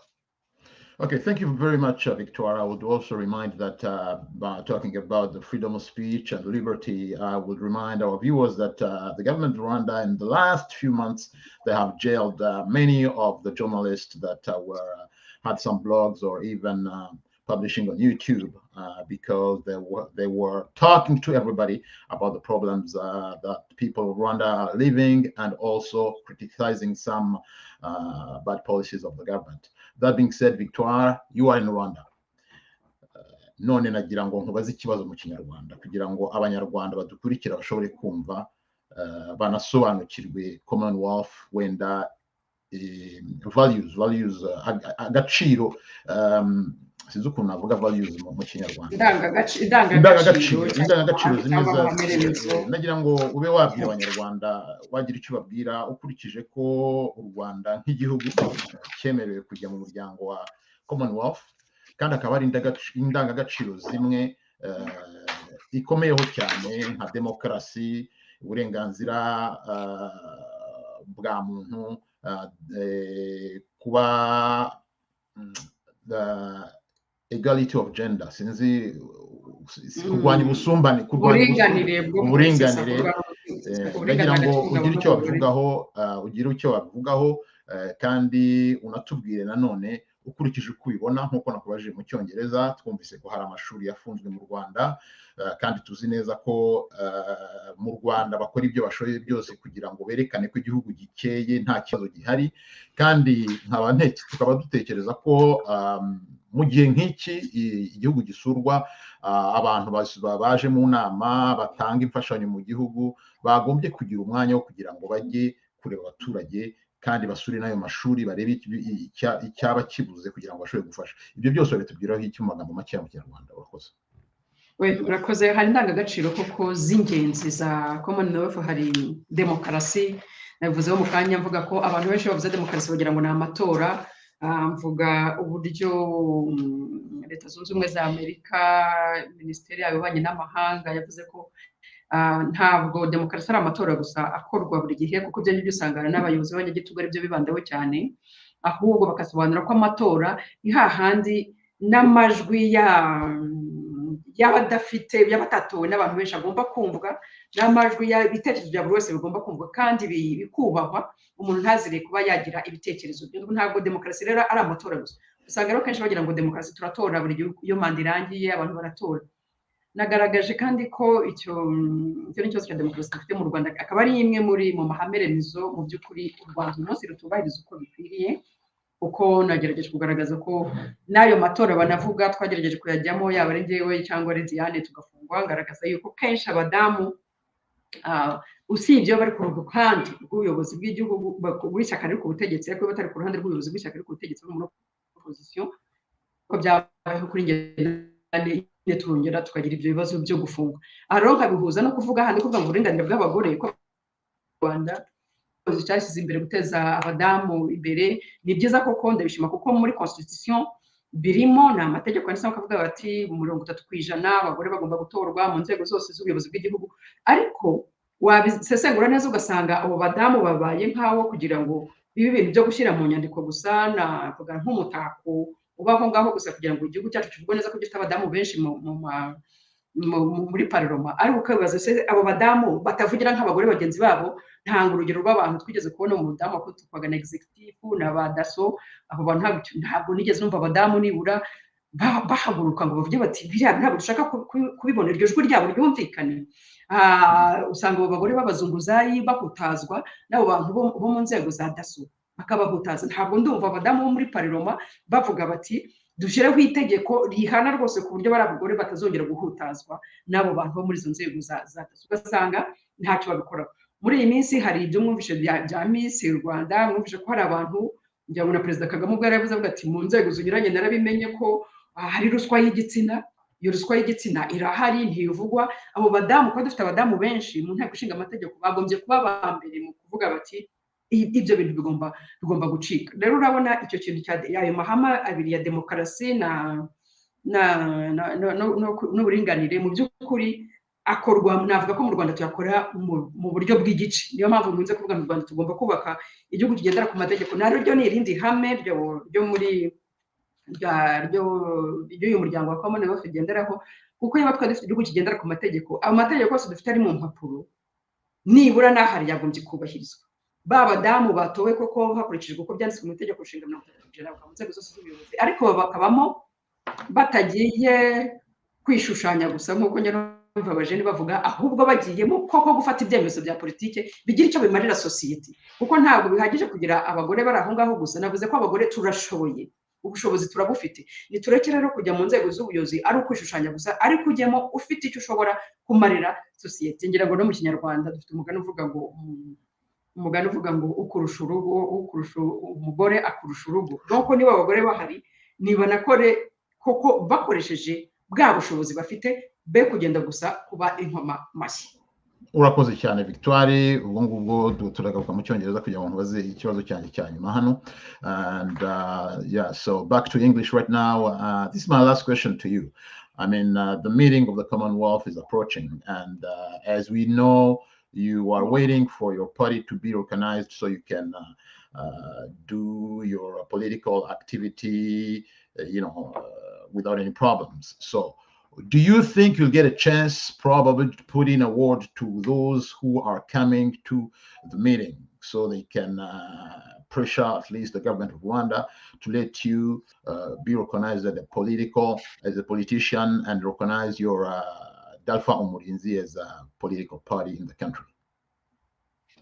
I hope I will have the chance to present or to meet some delegation that will be in Rwanda, that I can present the problem of opposition in Rwanda. As you said, until today, my political party is not yet registered. Yeah. And the government cannot explain why. They cannot give me the authorization to act according to the constitution of Rwanda, because in the constitution, the constitution authorizes multipartyism in Rwanda, but I don't have an authorization to organize the first meeting for my political party.